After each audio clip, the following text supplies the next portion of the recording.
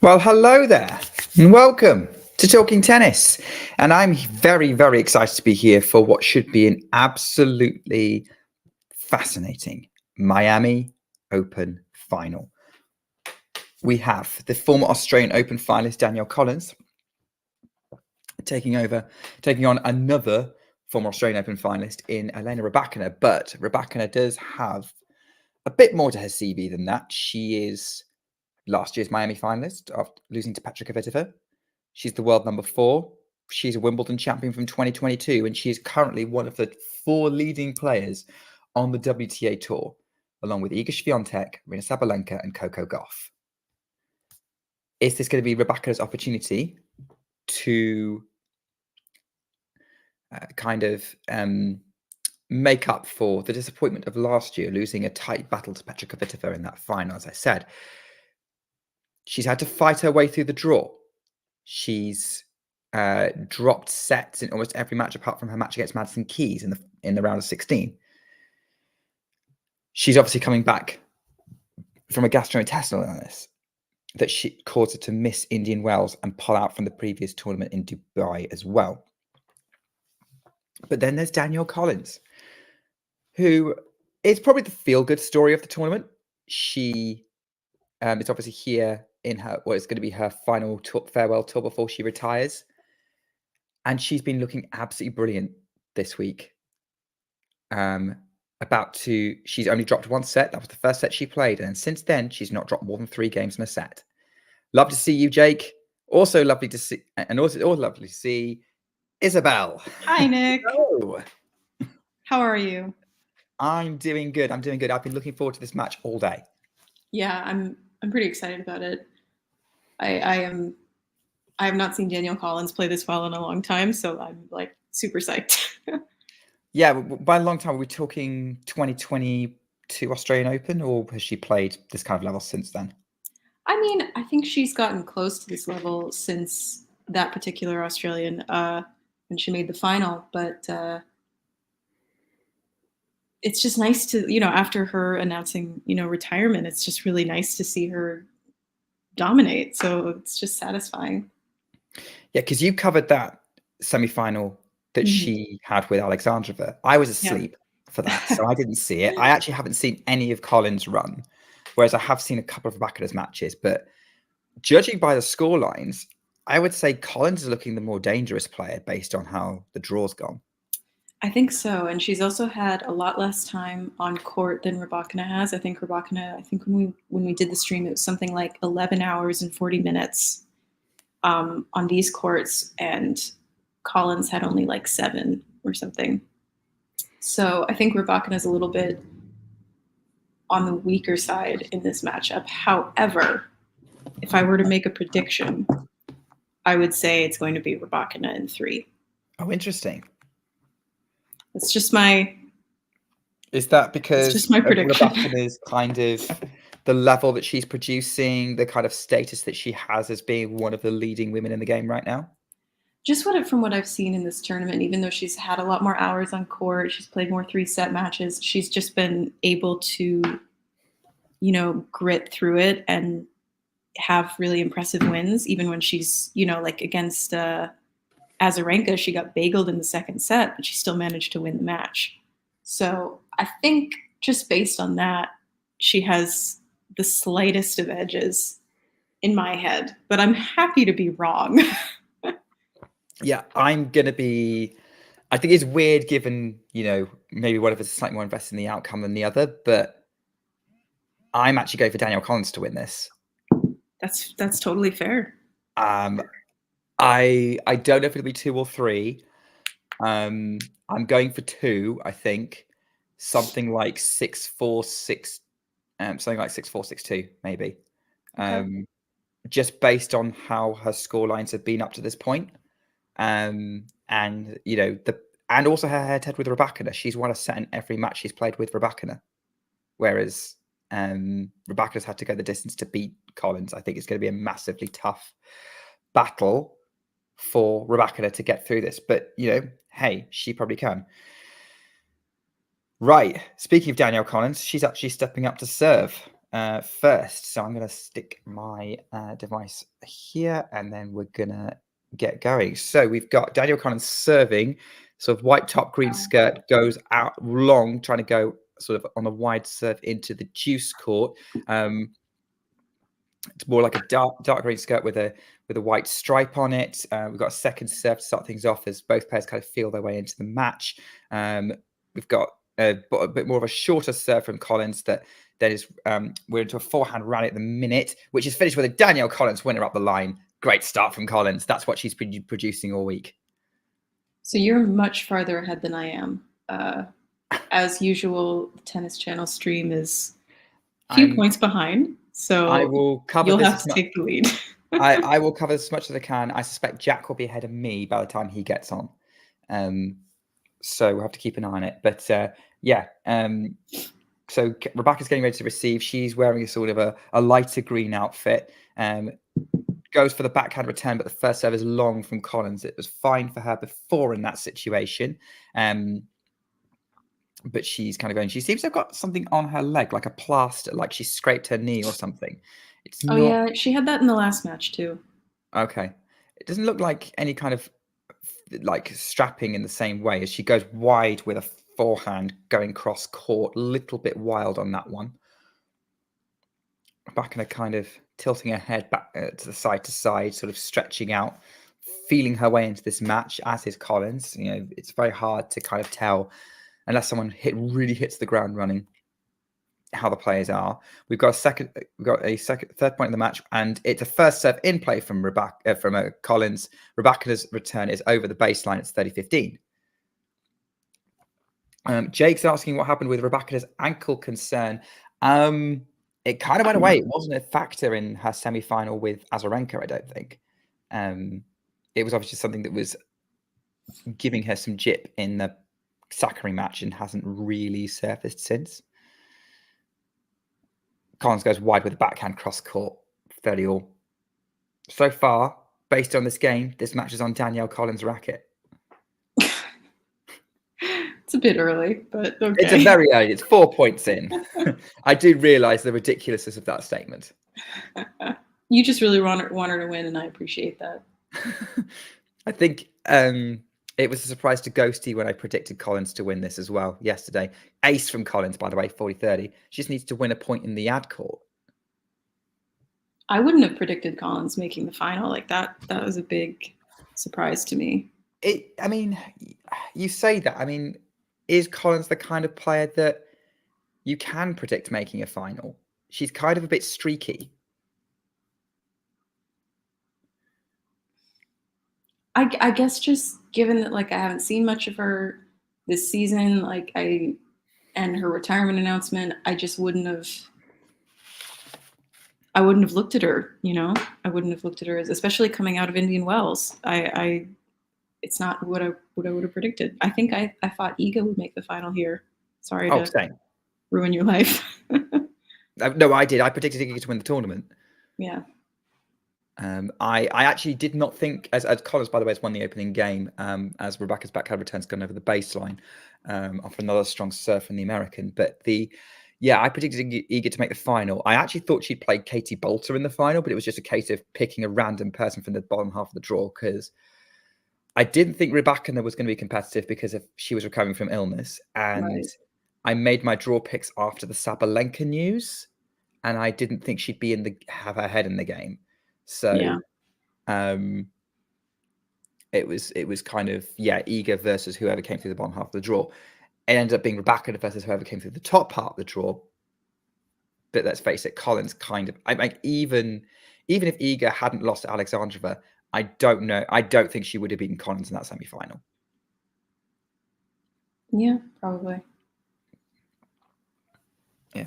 But I get your point. Like, with where's Collins at, if she's winding down her career, you wouldn't expect her to be hitting top gear in the same way. I think my point is more, I'm not entirely sure I could ever have predicted that throughout her entire career. Like when she peaks, she peaks. Yeah. Who knows? Maybe she'll have like an amazing year and retire on a high. I think that's what she's going for. I think that's kind of an ideal situation. It's so sad when players have to retire, after a string of losses. It's just painful. So if she were to retire after like winning a couple tournaments, I mean, or making some finals at least. I mean, she's back in the top 30 now, regardless of the outcome of this match. I think if she wins, she goes to 21, just short of top 20, or maybe 22. I think she's going to be a point behind. No, 22 should be a point behind Pavlyuchenkova. I think it would be a great way to go out and just keep proving that she's one of the top players in the world, as highlighted by the previous point where she's hit amazing winner. And then Rybakina's just gone long with that forehand. So it's 15-30. Keep an eye on this game. But yeah, for me, yeah, she's going to retire on a high regardless of whether she wins this match, because she's proved herself with the contender. And she has the benefit of, she doesn't actually have to retire. She's retiring because she doesn't enjoy it anymore. Yeah. And she's got other priorities. Unreturnable serve from Rybakina, 30-all, cut to her sister watching in the crowd. I think that's her sister. I appreciate you're a little bit behind, so you cannot confirm at this point in time. But oh well. So we'll just keep an eye on this game, see how it goes. Great return from from Collins. Let's put Rybakina on the back foot, and then finishes with a cross-court forehand on the net. Break point straight away for Danielle Collins. Whoa. Okay. What's the score on your screen? 15-all. Okay. I'll just ask you for your tennis opinions, or maybe some tennis humor. Always available for that. First serve into the net from Elena Rybakina. So she's going to try and take this break point on a second serve. Danielle Collins looks like she's in the zone and ready to take this one on. Rybakina goes out wide. Cross-court backhand from Collins. And that backhand from Rybakina is too good. Deuce clips the baseline. I had to wait because it was like, from the angle, that could have been in or out. And I'm not going to call it until it's a scoreboard move. And you can't even tell with Rybakina, because Rybakina will just react the same way whether she wins or loses a point. You know, I have seen her in this tournament have a few uncharacteristic slips of sort of that mental iceness, you know? I saw her, you know, she would get kind of like flustered. She almost threw a racket a couple of times. She did that thing where they hit the ball really hard into the stands. So something she's been showing her frustration a lot more than usual. I can see why she might be a bit irritable at the minute. Advantage Rybakina, by the way, is Collins tries to go for a turn that ends up clipping the net and going out the tram lines.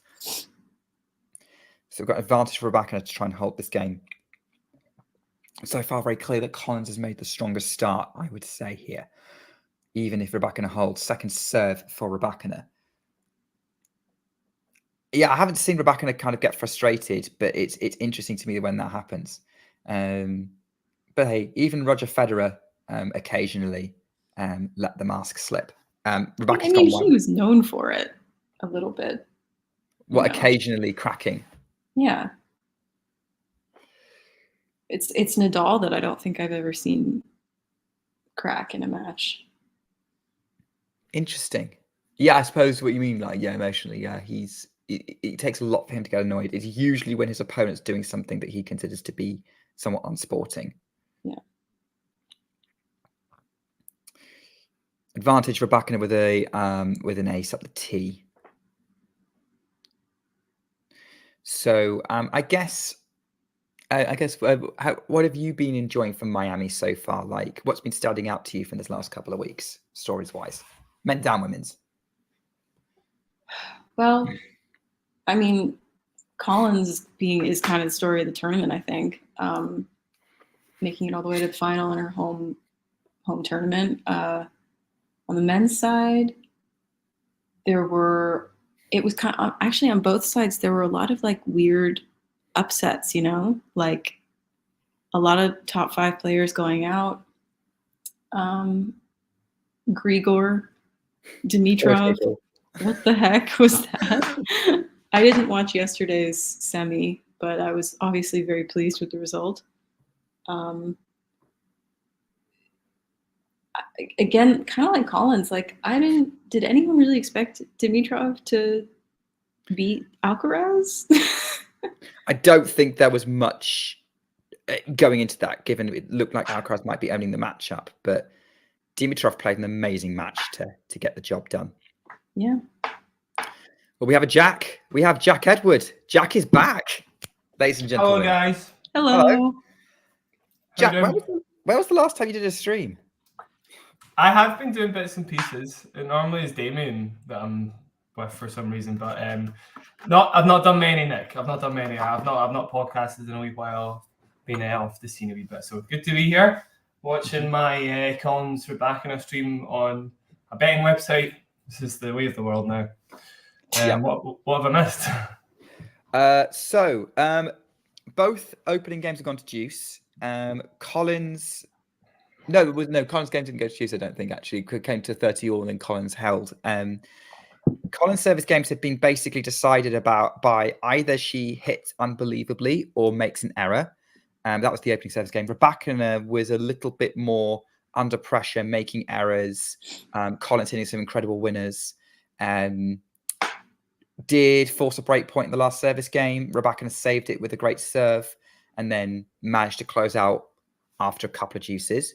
That's kind of where we are at the minute. It's 15 all on my screen. However, I think given you're probably ahead of me because you're on a betting website, I'm going to let you take the reins on sort of letting us know what's going on if you so wish, depending on how you feel about that. But yeah, that's kind of where we're at the minute. Yeah, I'm at 30-15 at the moment, but the website's a little dodgy. Yeah. So maybe you take the reins, Nick, and I'll just like ooh and ah every so often. It bothers me that both of you in the UK have a better stream than I do in the States. Is that? I'm still at 15 love. Okay, and of course I'm guessing you pay for it as well, Isabel. Yeah. There's not many things the UK does better than the US, and this is one of the things I'm actually surprised. This is one of them. I mean, I've actually never been to the US, so I can't compare. But you could probably list to me all the things that the UK is better at. Well, sport betting is legal for one thing. Interesting. By the way, Collins has gone wide in the tram line for 30 all. So, yeah, again, these are some interesting service games that we're seeing right now. We've got some great serve from Collins, though, and it's unreturned from Rybakina. So, ends up in the tram line, 40-30. Tell you what, so the way I've kind of got my setup is I'm watching this on my tablet and I've got it on the screen in front of me. So yeah, if you guys can keep an eye on the live chat and let me know of any comments we want to come back and come back on, that would be really helpful, because otherwise it's either I can't see your faces or I can't see the live chat with the positioning of my device. Of course, Sure thing. Absolutely fine. Yeah, I'm sure it'll just be Ghosty taking the piss. I mean, Ghosty has some useful insights. He's been mixing it in there. Collins it wouldn't be a talking tennis stream without him, right? Yeah, we need Ghosty to be taking the piss. That's what we're for. There we go, Ghosty. If I'm not missing much in the US, then you should come and try out the UK. Apparently, we have a little bit more freedom over here and better tennis streams. So Jack, I appreciate your eating right now, but I wanted to ask. So Isabel and I have given our thoughts on who we're kind of favouring in this match and who we think might win. Interestingly, we've gone opposite to each other. Where are you at? I'm thinking Collins. You're thinking Collins? Yeah, I'm thinking Collins. I just like the fire, man. In straights or? Yeah, straights. Two close sets. She's also like one of the only players who can kind of out hit Rybakina on the backhand, certainly. Yeah, I just feel it. There's on paper Rybakina should be the favourite. She serves better and she does hit a bigger ball generally, but this is just the Colin Swan song, isn't it? It just feels like it makes sense for her to win. She's just like super fiery all week, so I think she kind of I'm was a with win. you. I made the same prediction actually, Jack. I said Collins and Straits for similar reasons. It does feel like her time. She has proven a problem with Rybakina in their head-to-head. I don't think Rybakina copes with her power too well. And I think the score lines that she's been producing throughout this whole tournament is indicative of someone who's on their way potentially to a title. So for me, I'm going to go with, I'm also Collins and Straits. Isabel was Rybakina in 3. So at least we're all predicting Collins to win a set. I just don't think, I take it from what I'm seeing so far, she'll just give Rybakina absolutely zero time. She's going to play this match on her merits as much as she can, and basically no fear. So if it doesn't go well, case in point, again, sorry, I am a point ahead, but case in point, she's just going for the lines. If she makes it, she makes it. If she doesn't, she doesn't. She just looks fearless. So could end up in a loss, but I just think she's one of the few players that can beat Rybakina when she's playing well. So exciting match. Have you watched much of the Miami tournament, Jack? I appreciate you haven't had much been able to podcast or much recently, but have you at least been able to watch much tennis? No, not really. I've seen plenty of highlights, but I've not followed along with basically any match next. Right. So I'm a little behind, but I know what's going on. I haven't seen many of the matches, I'm afraid. Jack is. I find it difficult that Jack could be behind with anything, but I am trying, but I can't. I just can't watch too much tennis at the moment. But when I can, I'm still loving it. And there is an element of like I just don't want to. I want a little free time. Yeah. So you gotta have some. You gotta have some, exactly. Gotta have some. I mean, I schedule my tennis around my life, not life around tennis. Yeah, fair. I don't really know. Mine binds into one now because my job is tennis, and all my jobs are tennis. So I don't know. Life is tennis. Tennis is life. There we go. That's the motto we have here on talk. We have here on Talking Tennis. Life is tennis. Tennis is life. That sounded reluctant, but no. Actually, I am. Big thumbs up to that. I'm just knackered, Nick. Yeah, that's fair enough. That's fair enough. As Collins hits another huge forehand cross court that Rybakina can't deal well with. It's 40-30 though, so Rybakina's still got game point on my screen. Obviously, I appreciate this game might well be over for Jack Edward, but we will see how this one goes. Here we go. We're going to get a serve out wide from Rybakina. She's gone wide. So second serve, I'd be interested to see what the serve percentages are so far in this match. Probably still getting more on the court than not, but that's going to be interesting. Bit of a conservative serve from Rybakina, but it kicks up and Collins puts that ball way out of court, so far out of court, and it's game Rybakina 2-all. She's just going for it. Hopefully it all clicks into place in the bigger moment. And if she does keep going for it, you would fancy her to be the one that makes it in the bigger moments. Rybakina's maybe just a little bit subdued at the moment. Serving okay, but not great. It's been a few tight service games already. I'm liking the predictions, Nick. I'm liking her. We'll see what happens.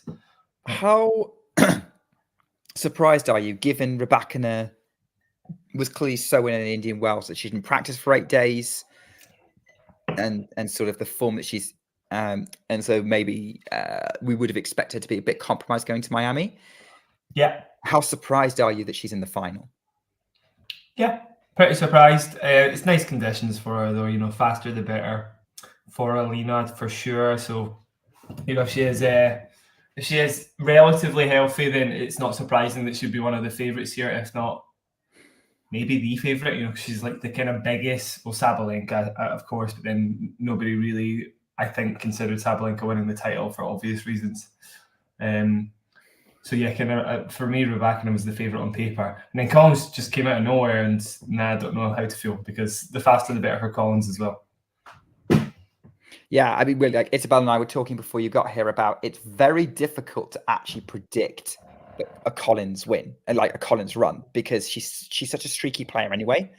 You could predict, like, I think if you predict a Collins run correctly, then you're probably someone who's close to her, who knows. Yeah, cause I think a lot of it's to do with her health. There's been a few losses over the last few years that have been quite one-sided, and you watch the match and she just can't serve or she can't move properly, and she's been somewhat compromised in quite a few of her matches over the last few years, and it's probably one of the reasons, obviously, why she is considering retirement, flirting with retirement.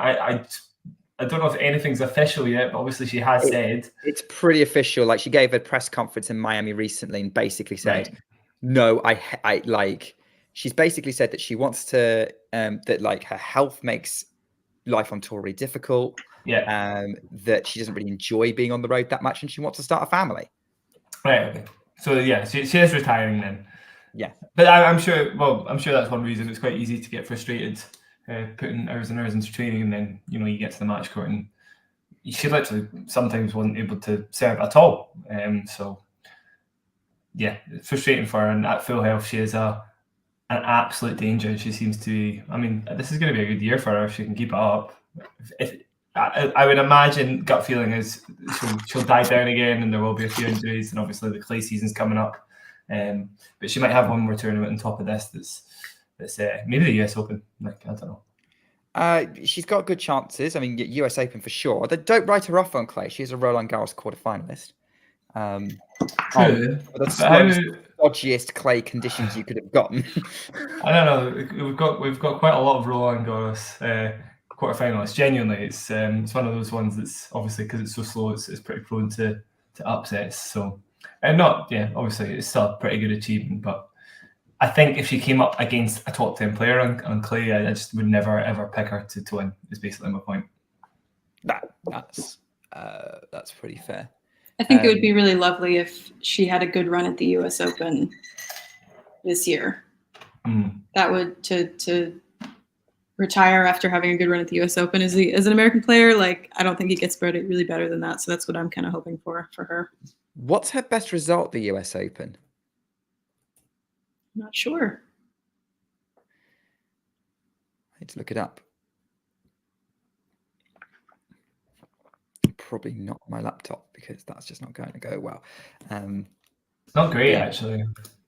Yeah. Fourth round a couple of years ago. And that's the only time she's made second week. Yeah. Rybakina's just dragged a forehand wide, love 15. Maybe keep an eye on Rybakina this game. She doesn't seem to like this end. She struggled this end.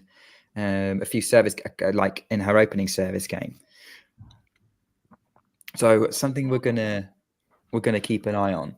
I mean, I guess Isabel will probably gonna be rooting for Collins to do well pretty much any tournament she gets for the rest of the year, right? I mean, it would be nice. It would be ideal, yeah. Yeah.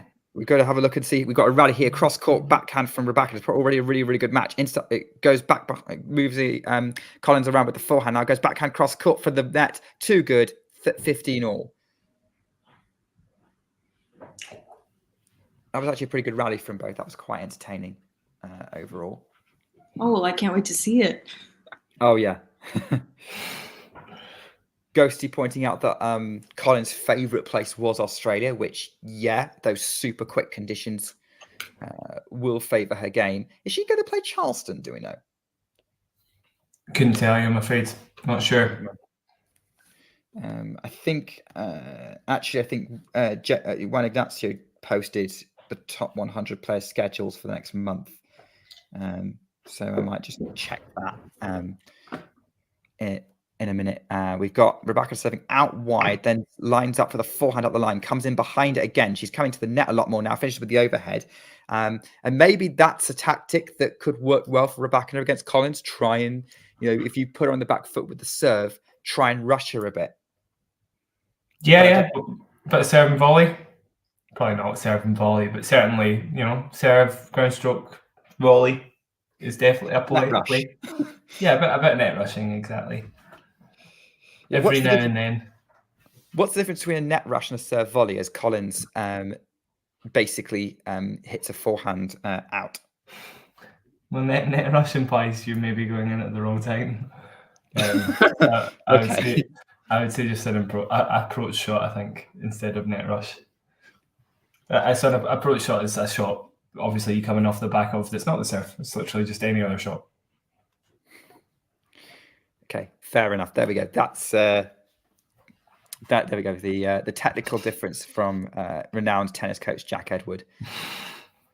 Looks like Rybakina's clipped the top of the net with that serve. She's trying to close this game out. It's a very fast-moving match, it has to be said. We're 26 minutes on the clock already. Rybakina goes up the tee. Collins really tries to go for that backhand return, but puts it in the net, and it's game Rybakina. Keeping things close. I know we were talking about Collins being kind of up in this match, but Rybakina has kind of worked her way into this, it looks like. Yeah, certainly after this shot you're about to see, I would say the same thing. Collins is playing Charleston, by the way. Whether she still does or not, or whether she withdraws or not, I don't know, but she should, because I don't think she's not going to be seeded, so she won't have a bye.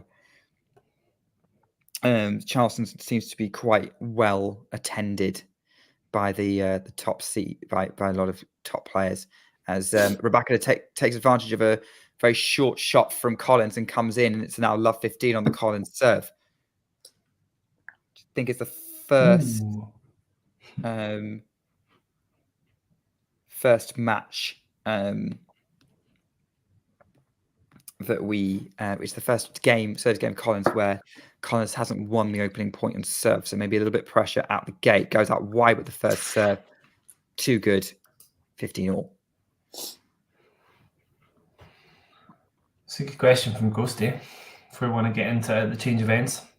Yeah, I think that's a change of ends question for sure, because that's going to require a lot of detailed thoughts. And I guess I think all of us are going to have thoughts on that. Yeah, I was listening to Andy Roddick's podcast yesterday, and he was sort of asking the same kind of questions. Yeah, I think that's where he kind of got it from. Maybe he's listening to Andy Roddick's podcast, which I have still yet to listen to. Actually, I need to get around to listening to Roddick's podcast because everyone's excellent. It's so good. Obviously, it is nothing compared to Jack's podcast, but it is still great. Thanks, Isabel. I mean, I would say the same thing if Jack recorded an episode of his podcast. Yeah, I mean, it has been a while.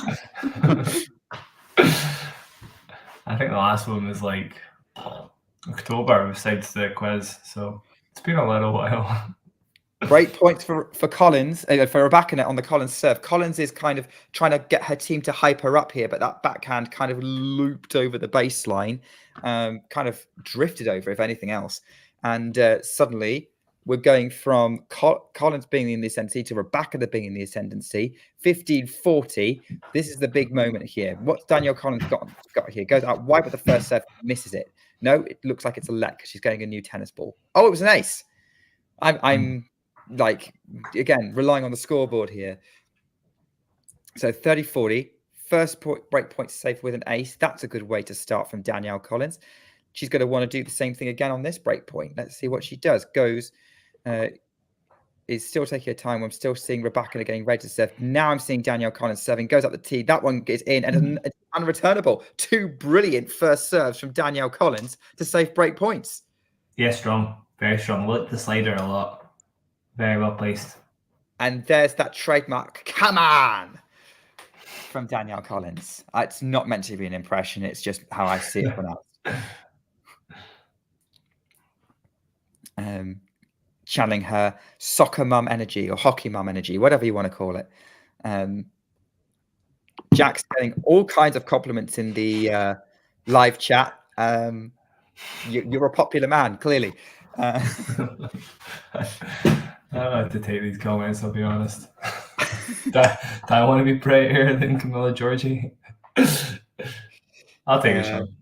Depends if means people will take you seriously or not. Unfortunately, Danielle Collins has gone long with a backhand, giving Rybakina another break point. They were kind of just trading up the middle in a very neutral rally. And then, the backhand from Collins is just a little bit wayward. And Rybakina seems to be hitting more to the backhand because that seems to be drawing a few more errors and breaking down a little bit more easily from the American. She's going to run another big serve. Goes up the tee, gets the short return. Backhand Collins at the off the short return. Great job. Another break point saved. I would say it looks as though Rybakina is definitely still playing second fiddle. Even when she gets into the rally, it's more passive than we're used to seeing her play for sure. So credit to Collins. She's putting the pressure on. Yeah, is that a response to sort of the Collins pushing her back, or is it maybe lack of energy? No, I think it's definitely the Collins effect. She's pretty much not taken her foot off the gas the entire match so far. Just everything like within a few inches of the baseline. So definitely the Collins effect. Yeah, which is how she's got through this draw, right? She's kind of out just bulldozed her opponents. Apart from her opening match, and even then, she lost the first set and then won the next two 6-1, 6-1. Advantage Collins as Rybakina's attempt at a second inside-out backhand return off a second serve goes in the tram line. So we've got so Collins has now got game points to keep this first set on serve and keep herself in the ascendancy here. A little bit of a wobble in this service game, but let's see if she can get herself through it. Goes for a serve out wide, but it looks like it was missed. So goes for the second serve. They were almost about to get into a rally there, but never mind. So Danielle Collins is going to be on for a second serve. Big logo in the background for the title sponsor of the tournament as she moves into the service motion, goes out wide again. Backhand from Rybakina. Backhand comes back to the backhand of Rybakina, trading backhands at the minute cross court. Now Rybakina changes direction and comes in behind it. Collins really short on there, trying to run down that forehand, and Rybakina finishes with that volley. Deuce. Yeah, strong point. Very strong point. Enjoyed it. And it's well, we can't see it yet, but it will give her another chance. Apologies. Just keep going ahead, Mike. I can't help myself, sorry. But obviously it's a very crucial point at a crucial time. Beautiful. She's good at coming to the net, actually, Rybakina. She's like, gangly. She's got such a big wingspan, so she hopefully, her net skills keep getting better and better because it's just such a good addition to her already very good game. Yeah, I mean, I wouldn't be surprised. I mean, with those levers, she should be able to just stick her arm out and just punch the ball back over. I appreciate a volley is more than a punch, but I don't know. That's how my coach was explained to me. But I think I saw a coach saying you don't just punch volleys. But anyway, on YouTube. But maybe now is not the time to discuss volley because it's another break point opportunity for Elena Rybakina. As it's, I think that was a double fault from Collins. I'm not sure because that was a very short point otherwise. So Collins is going out wide, gets the first serve in play, and it's out from Rybakina on the return. Another break point saved. Deuce. Strong again. I think Collins is going to want to get the job done on these game points though. Like she's currently, hitting these big serves where it matters in these kind of clutch moments. But she's not delivering it when it's kind of a more neutral situation, and it's just not making her life easy. Yeah, it's the Danielle roller coaster. She can't be pumped up as much as she is for every single point. So at least she's doing it on the right points. She's probably pumped up after that one with a unreturnable serve up the tee. Rybakina puts it in the net, and then Collins now has advantage. So now she's going to have to hope for another big first serve to get the job done here. Very strong. Yeah. Looking at this, it's saying Collins has saved 4 break points. Rybakina has saved 1. And then Collins serves out wide, backhand in play from Rybakina. They're trading backhands again. Backhand into the net from Rybakina. Collins yells. She's managed to get herself out of trouble in that game, and she leads 4-3 on serve. I mean, Jack, do you think Rybakina is a better mover than Collins, according to Ghosty? I'm going to say no, Ghosty. Okay. And just for physical limitation reasons, again, Rybakina moves well for her height, but she is quite slow. Like you compare her to somebody like Iga, if you put them like side by side, you would sort of be able to tell how much faster somebody like you guys compared to Rybakina. Saying that, it's like Medvedev, not like Medvedev. Sorry, Medvedev's a freak of nature, but it's that kind of way. She's a good mover for her height, but compared to the best in the world, nah. And Collins is a good mover. I just think forehand's way worse than Rybakina's, and serve is obviously another level from Rybakina. So Rybakina definitely the more accomplished player, but not a better mover. Right. Isabel, do you want to be the first one to tackle Ghosty's question about obviously we took the Saudi proposal for that's going to be emphasizing slams and six masters events. Andy Roddick saying eventually what about smaller events, which masters survive, and what do we do about the smaller events? Well, I mean, I'm not happy about this deal that they're trying to come up with. I think it's just a big money grab, and they're not really, as far as I'm aware, they're not consulting players on this. They're really only talking to, tournament directors and hedge fund people and just people with a lot of money, right? They're not actually asking the players what this change should look like. So I have a big issue with that. In terms of what tournaments will stay, again, probably a very cynical answer, but like the ones with the most money will probably stick around, right? Like Indian Wells, maybe Cincinnati. Are we talking just US or like across the world? Yeah, just out of the current Masters 1000 events, which 6 are staying? It doesn't have to be the US. Well, I think Indian Wells definitely. What else is there? So you've kind of got. I guess it depends. I think there's so many. I think they're obviously going with the ATP ones rather than the WTA ones. Yeah, I would think. So it's Indian Wells, Miami, Monte Carlo, Madrid, Rome, Canada, Cincinnati, Shanghai, and Paris. I think Monte Carlo would stay. Indian Wells, Monte Carlo. I don't know about the Canadian Cup. I don't know how much money it makes. I don't know that it would. But then if you get rid of it, then Canada doesn't really have any tournaments to offer. So it's possible that they would try and get that one to stay. I don't know. It's hard to choose. I don't really know what their criteria is. All I know is they're not talking to players, and I don't think it's going to benefit fans or the players themselves to do this deal. And I do think a lot of the smaller events will die if we do this. Jack, do you want to weigh on that? I'm just going to say Rybakina just held to love pretty comfortably. I'm doing a little search of all the Masters tournaments just to find out which ones are the oldest.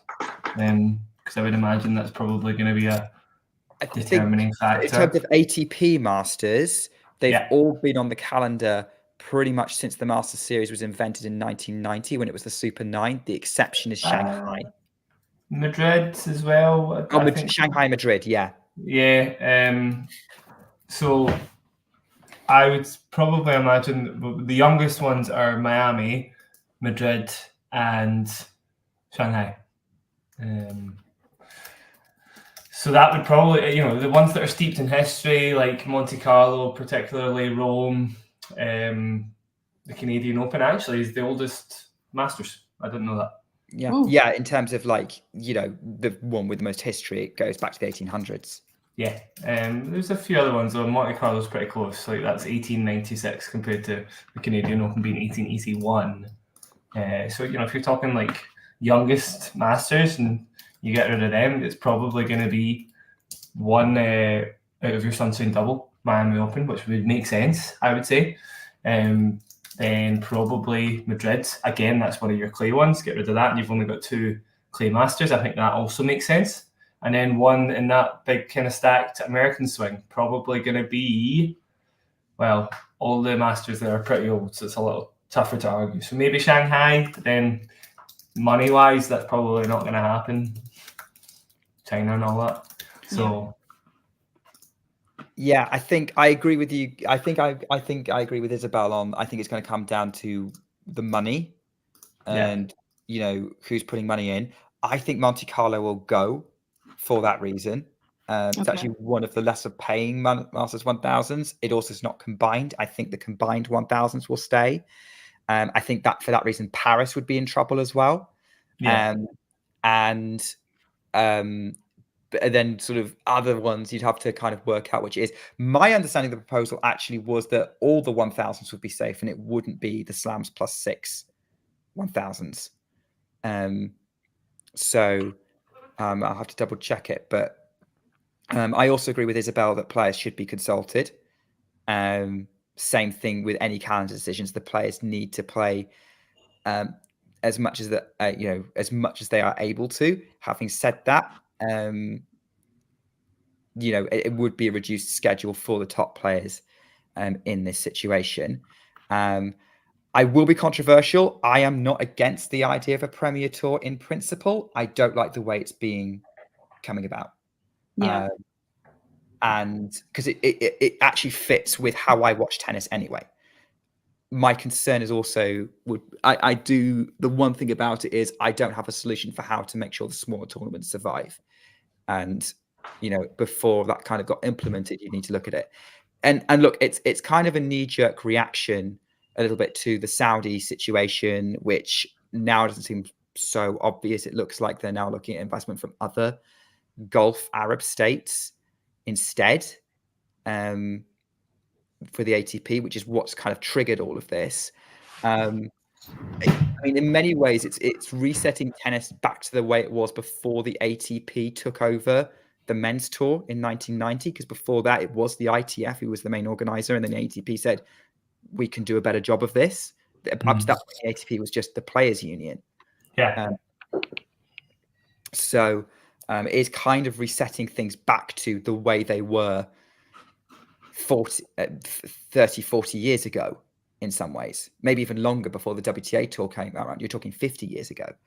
I think there's a lot of problems with the design of it, but I do agree with some of the reasoning behind it of it would make the sport easy to follow, to have a concentrated tour where the top players are. I'm kind of looking at this from a perspective of someone who's come to tennis alongside being a motor racing fan, and motor racing's made that kind of work. But I appreciate, but you couldn't do the same structure for it. What would that mean for lower ranked players? So there's discussions about how the PGA Tour works in golf. I don't follow golf, so I don't know how exactly that works, but it seems to be sort of a cut where sort of the top guys are in there, and then there's sort of a qualifying method for the lower ranked players to get in. I personally think it should be more often than once a year, say once a quarter. There's an opportunity for up-and-comers to kind of swap in. But I don't think it would, again, be massively different to currently. It's just maybe harder for them to get in tournaments that aren't slams. Because the minute it's top 100, kind of have a lock on that ATP tour anyway. It's just that who's in the top 100 kind of is in more of a state of flux. It's surprising to me that there was all this, talk about a players' council, right? That Djokovic was starting a few years ago. PTPA? Yeah, and are they doing anything when it comes to this? Is Djokovic involved at all? I think they seem to be more focused on doing photo shoots for players. Yeah, because it feels like this is a big thing that they could be helping with. Like, they could be involved in, they could be the voice for players. Like, Djokovic created it because he felt like they didn't have enough of a voice, right, in how things were being run. So my question is, like, why is he being quiet about this arguably like huge move in tennis that could affect him and affect all the people he supposedly represents. The only thing I can think of is maybe the PTPA have been promised a seat at the table for like has been like they would become the player voice in the absence of the ATP and WTA tour kind of being phased out. That's a theory I've got. It's complete speculation. I've got no evidence behind that. Given how little they actually do, I don't know. It irritates me though. And look, I would talk about this. I'm a Formula One fan. We've had Formula One's almost had this problem in the past where there was a suggestion for a breakaway. Like it happened in 2009, and like 80-90% of the stakeholders threatened to leave and set up their own series because they didn't like a rule change that was coming in. And what happened was eventually everyone sat down and worked it out. Very different setup in tennis, and there's a lot more people fighting for power, but there is still a power struggle in that sport.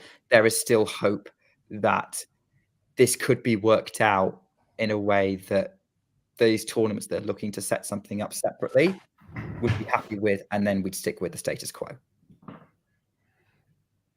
I think Rybakina hit this shot of the match, by the way. Well, let's have a look at that. So yeah, we're at 5 games all, and we are looking. I'm looking at a rally here, which that's it. That backhand up the line. Is that what you're talking about?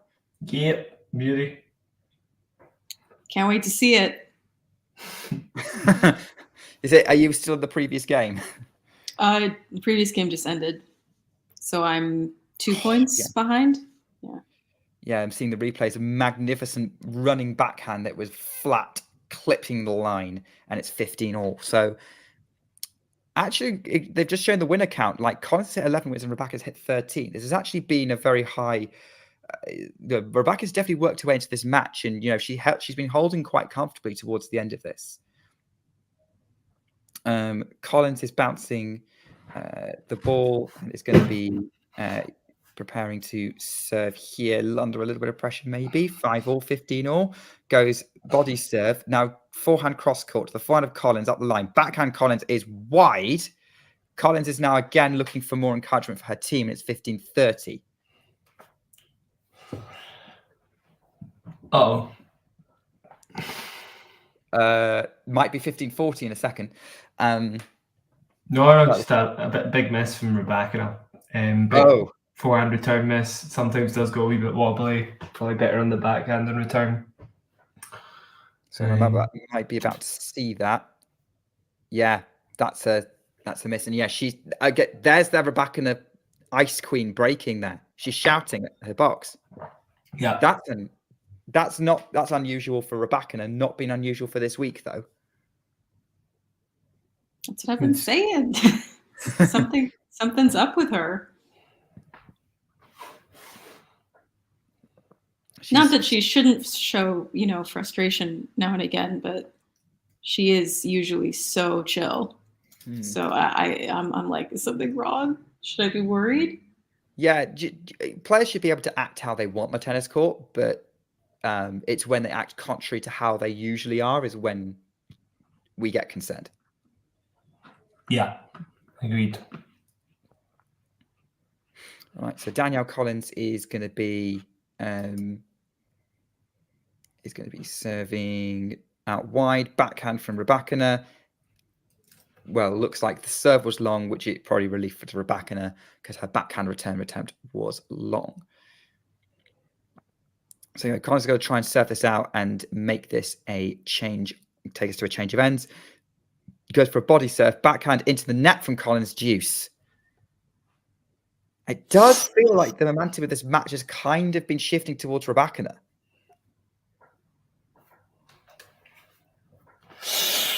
If this goes to a tiebreak, who does that favor? I'd say Collins. Yeah, I was kind of thinking about that in the bigger moments. She's been the one to step up most of the time. Well, we'll see how this break point goes. I'm happy to talk through Yeah, it. let us know. Tell us how this break point's going. Big attempt at a serve down the tee, but it is a miss. So it's a second serve for Rybakina to work with. It's a biggie. Here we go. I've just seen her setting up break point with the forehand cross court. That was a really nice attacking off the short ball from Rybakina. Second to the backhand, trading backhands cross court. Rybakina tries to go down the line to get to the forehand, continues to go into the forehand. Collins defends very well, and just a sublime backhand inside out there from Collins to finish the point. Yay. Very nice. And that's like case in point. She's just been like the one to dictate the points most of the time when it's come to break points. Any big point really throughout the match. That's 5 out of 5 break points saved this match. Rybakina saved 1. Collins has saved 5. I know that I said Rybakina will win in 3, but I also really want Collins to win. I can feel myself getting edgier and edgier about it. This is called hedging your bets, Isabel. Yeah, I'm watching this break point rally now. Yeah, really nice inside out backhand there. Just really well constructed from Danielle Collins. A big American flag flying. John is actually the most confident about Rybakina out of than anyone else we've had so far, because we've got 2 of us saying Collins in straights and 1 of us saying Rybakina in 3. That's confident, John, I think. And it is a game point to Collins as well, so if she can get this one, she does guarantee herself a tie break. So a bold statement to make, John. We'll see. Obviously, I'm assuming he's just reiterating the prediction he made pre-match, but yeah, I certainly think as this set has gone on, I've been less confident in Collins, in my Collins and straights prediction, but that's only because, whilst I agree with you, Jack, she's the one dictating and can control. The minute she stops, that stops. If she dips and becomes more error-strewn, she's letting Rybakina right in. Yeah, so maybe first set's a bit of a must-win. Yeah, I'd say so. I think this is the tightest set she's been involved in this tournament, actually, Collins. Beauty of a forehand pass, by the way, to seal that game. Really, really nice. Job done for Danielle Collins. We're going into a change of ends. I mean, we're talking about Collins's. We're talking about a tie break. I mean, Isabel, I appreciate you're a few points behind, but I still think what you're seeing is going to be relevant here. Yeah, love that forehand pass from Collins. How likely do you think it is we might see Collins break this game? How many break points has she had against Rybakina? 1. And that was the opening Rybakina's first service game. I don't see her breaking right now. Okay. Jack, what do you think? How confident are you in Collins potentially breaking in this game? Probably not a break, but I do think she wins the tie break. She's just, I don't know, Rybakina's got a few cracks. Collins has been big in the big moments. Yeah, I think Collins is the favourite going into what will probably be a tiebreak. There's that old reliable Rybakina serve. That's going to need to help her not just in this game, but in this tiebreak. So there we go. So we've definitely got, what is it about Miami finals, Elena Rybakina, and tie breaks? I'm trying to. She played one last year, right, against Petra. Yeah. Was it not quite close? I'm trying to remember. It was a very close tie break. Yeah. Yeah. We also had that insane tie break with Sabalenka in the Indian Wells final, and also that crazy tie break with Świątek in Doha earlier this year. The Rome match she had with Kalinina was a little bit different. John, Isabel's gone with Rybakina in 3. Jack and I have gone with Collins in straights. It's actually not 15 love, as it says on the screen. I don't know why it says that.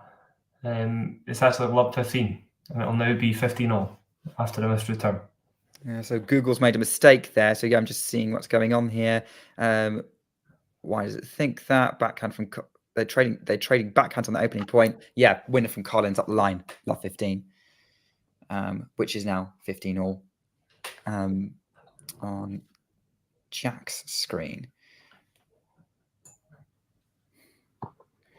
Second serve for Collins to work with, gets herself in the point with a nice backhand, and Rybakina sprays. So we're at 15-30. Oh. A little bit of cracks appearing in the Rybakina game. A tiny little moment.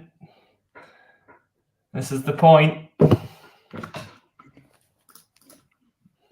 We bring you all the drama on Talking Tennis from Stadium Court in Miami. Can Danielle Collins break points? She misses her first serve, so we are on second serve. Can Collins do something with it? It's probably going to be high. To the backhand it is. Collins is in the point. Nobody really gaining an advantage yet, both just playing with depth. And Rybakina sprays. Big point. Pressure gets to her. Sprays the backhand, and we're at 15-40. 2 set points.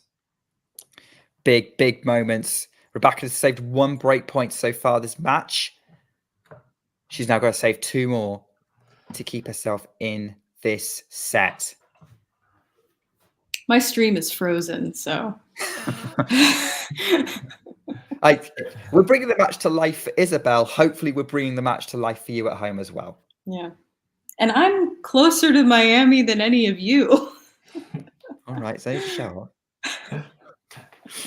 Little serve +1 magic from Rybakina saves the first set point. Lovely serve out wide, followed by a forehand that was just a bit too much quality. So we're at 30-40 now. Collins still with a second chance to work with. Can she get herself in the point at least? It's a serve off the net, so it's a second serve.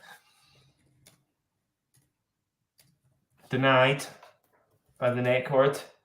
Second serve out wide. Collins is in the point. Who's going to break first? They're going cross court with the backhands. Collins goes for it. She takes her chance, but she misses the backhand by a few inches. Is that the shot that's going to come back to haunt her? Is that the shot? Is that the moment's going to come back to haunt her in this set? I don't know. She's kind of gone for it and just missed some other ones, but that's the first sort of clutch moment where she could have taken something and didn't. She didn't miss my match. No regrets. I think she went for it. She missed. C'est la vie. Hopefully that's how Collins reacts to that situation. I wouldn't expect her to react in any other way, to be honest. Yeah, I guess we'll have to see. She's still fist pumping after that, so yeah. No, she did the right thing, I think, and she plays well enough in the next point to get herself a third set point. Okay. Bring you all the updates here. What's going to happen with Danielle Collins? Go for it, Jack. Here we go. We're back in the Vincents and balls. Where's the first serve going? It does land in. It's a great serve out wide. However, it's got to be a let, surely. Yeah, it's a let. So we'll go again.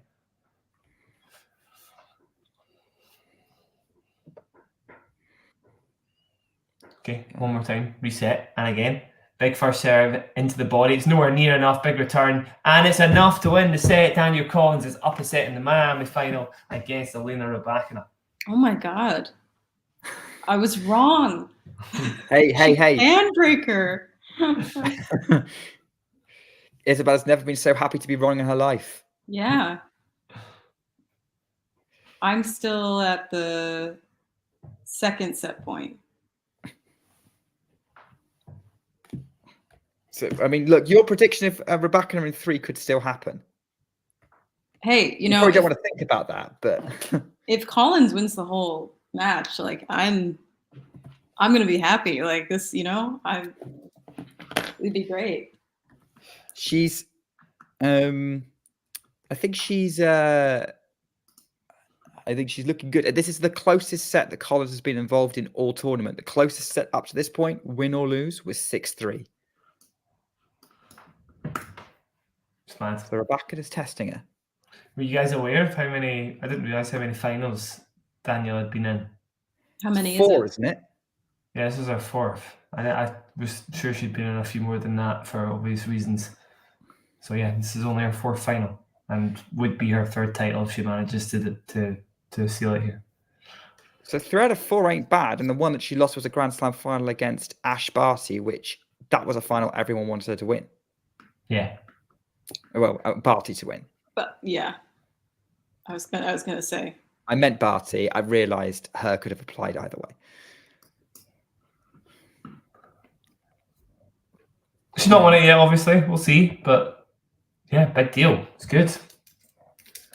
And this would be about right. Like a 1,000 title for Danielle Collins would be about right as an achievement for her career.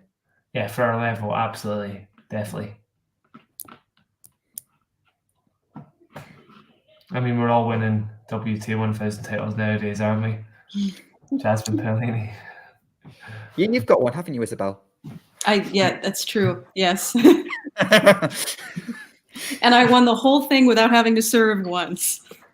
That's impressive.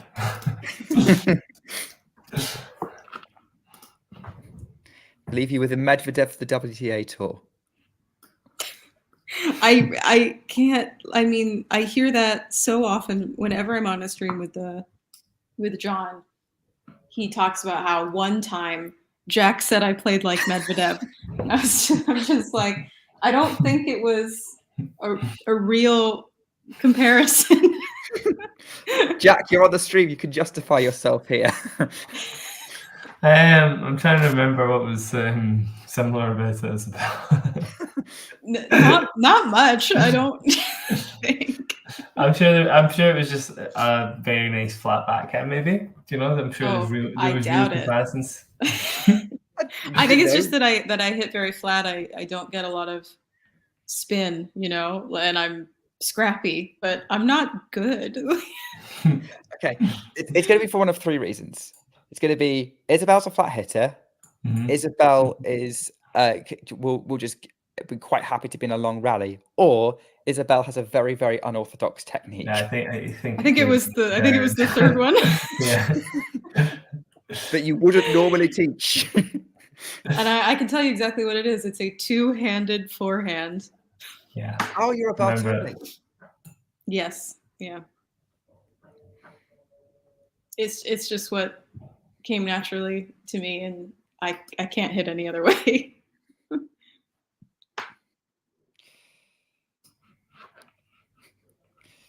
John, by the way, Collins fan as well. I thought he would be keeping his allegiances to his chest, but are Man United playing tonight?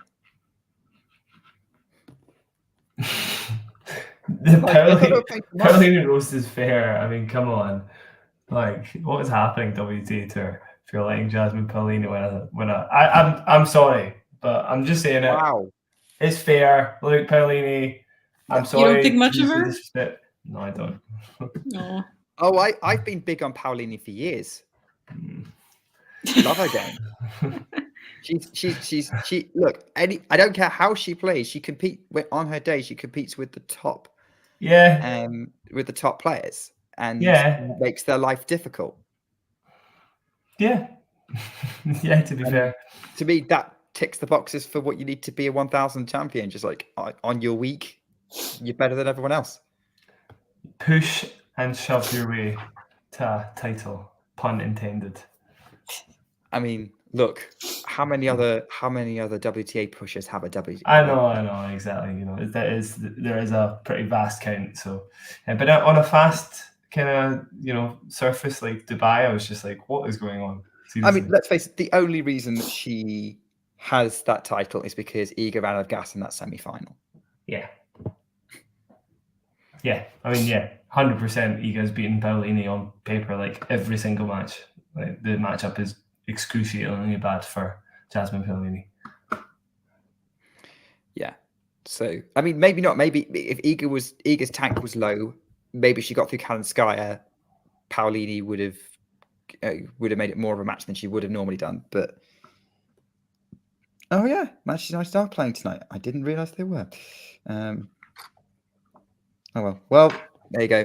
John's loyalties are divided between his beloved channel and his beloved United. Give me a little second, guys. I'll just wait till Rybakina is coming back in court. I'll snip off even until she gets back.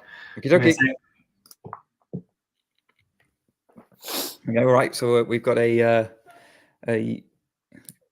we've got Jack's on a break. Rybakina's walking out on court. So timing, Jack, timing. Yeah, I mean, we've had a little bit about you've now probably caught up on the first set finally, Isabel, but Yes. We've had a little bit about Jack's analysis of how he's seen that first set going. What's your take on what Collins has been doing right? I mean, I think for one thing, she's just matching Rybakina's hitting power, right? Like they're both, I would say, at the same level with that. And I think when Rybakina kind of comes up against someone who can hit as hard as she can, she has a little more trouble getting past, right? That being said, like it's been, I think, a very baseline heavy game. I haven't seen either of them up the net much or playing Rybakina any was going up the net points. a little bit in the middle of that set. A little bit, yeah, but no one's really taking advantage of that. So I think going forward, I'd be interested to see if one of them makes that choice to kind of change things up. And that's going to be Rybakina if it's either of them, right? Because she's the one who needs to change something. Yeah.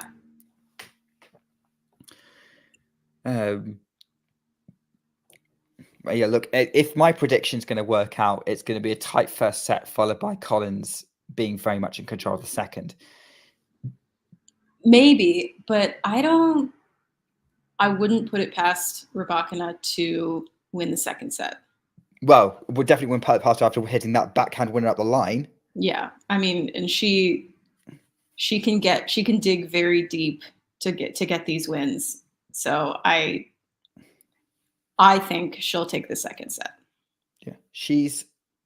Yeah, you can't count her out. She's too good to be counted out that way, really. I mean, look at the way she kind of came back against Blinkova in that Australian Open match they had. Okay, she didn't win it, but she damn well near did. And if you look at this first point already, you saw Rybakina was moving into the net immediately in that first point. She didn't win the point, but she was starting to move towards the net. So I think she also has that idea.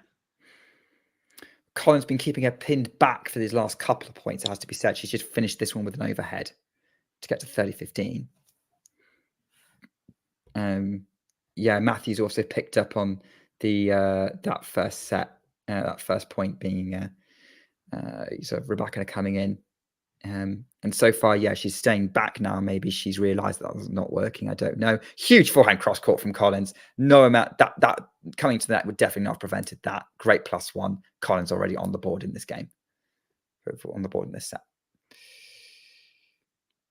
Oh wait, it's 40-15. Never mind. I thought that was game point. I think it's because I'm looking at the score on here and not the score on actually on the match that I'm watching, which doesn't help. Jack, where are you? We need you to tell us what's going on. But anyway, we're back here. Collins is serving at game point on my screen, but obviously I know that she wins this point.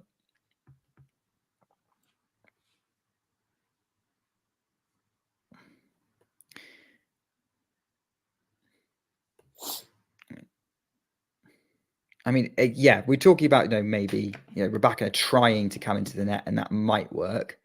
I mean, do you think Collins would expect that? Yeah, it's possible, and it might not work. Like, she might be able to kind of hit the shots kind of around wherever Rybakina is at the net. Like, it might not be a winning tactic. I have to see longer points. That could be, Andre Agassi's there. Yeah. Where's Serena? She was here last night. Yeah, I saw that. It could be that Collins is going to try and make the points as short as possible so that Rybakina doesn't have time to make any choices. Mm. Which also would probably help Danielle out potentially, but or either player out potentially. Like, it's always better to try and win things quick. If you're good enough in a grind fest and a real dogfight, great. But not everyone is super comfortable there. I think Danielle Collins is, but it's not necessarily her. I think there's very few players on the WTA tour where that's like, yeah, no, I'm quite comfortable with this. I don't think the WTA has an equivalent of Medvedev, who will just drag things out. Yeah. Trying to think Did you see any of his match against Sinner yesterday? I commentated on it. Okay, I missed both matches yesterday, but I was really shocked by the scoreline with Medvedev. I thought he would at least, not lose that badly. Medvedev tried to come out swinging, made some errors, got frustrated. Sinner's level was not dropping. Sinner's level was just staying consistently high, and he was living with rallies with Medvedev. And Medvedev got frustrated. And I think that's kind of the story of the match from my perspective. Yeah, I hear that. Zverev Dimitrov, I was asleep. Yeah, I wasn't going to watch that. For obvious reasons. Yeah. But happy with the result, surprised and happy. I guess, then how do you think that Dimitrov Sinner final lines up? Because you got Dimitrov in possibly the form of his life coming up against the ultimate test in the ATP tennis at this moment in time. I mean, I think as long as Sinner doesn't drop his level, then he'll win pretty easily. Pretty much.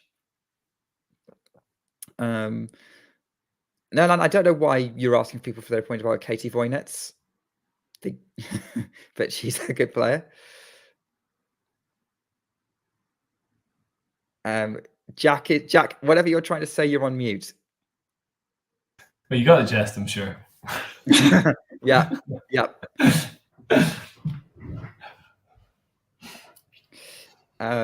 Matthew saying he doesn't think Rybakina did much wrong.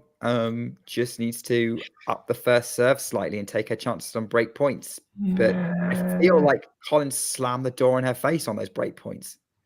But passive on the bigger points, and again, slightly to no fault of her own. But in fairness, she maybe should be taking a few more risks, given, just respect Collins' level. She's playing out of her mind. Like, try and up your level, play a bit more aggressively. I would probably say it would be the best option. Like, it just seems a little bit like this is Collins' match to win at the moment. Yeah, currently is. Although, having said that, it does look like Rybakina's heading for another service hold. At least how it's playing out for me at the minute. Obviously, now you're back. Is your stream still up, Jack? Mm-hmm. Yeah, still working. Yeah, we'll stick with the accelerated scoreboard then, and sort of you can update us from your side. I think that's still the best way forward. Cool. Well, I'm second serve for Rybakina at the moment. Collins trying to take advantage with a flat one above her shoulder, gets control of the point. Lovely forehand cross, finishes the point with a beautiful backhand gold cross court, and we're now deuce. Can somebody tell men why the hell Nick is controlling the chat?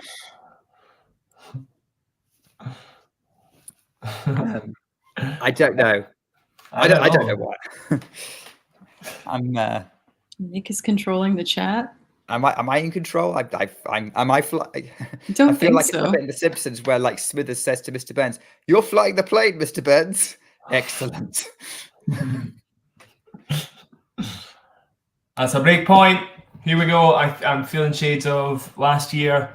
Rybakina in a tight first set isn't the player to really take control of the match, though, and then she kind of falls away in the second set. If this break point goes Collins' way, I think it's going to be 7-5, 6-2. Bold, yeah. Which is kind of what I predicted pre-match.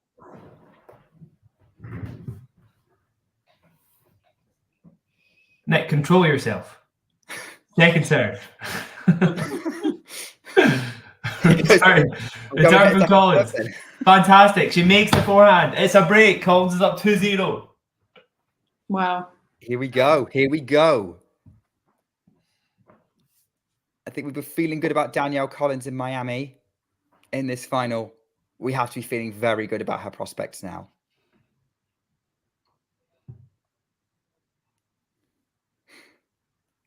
She's just so fierce. She's just been so fierce all week. She's been fierce here. I mean, do we expect anything else from Danielle Collins? I mean, Danielle Collins is either fierce and she wins, or fierce and then she loses. That's true. Yeah. Well, I do feel like she can get a little muted when things really aren't going her way. That's fair. Maybe during one of her, during one of her Swiatek beatdowns, but those don't happen that often.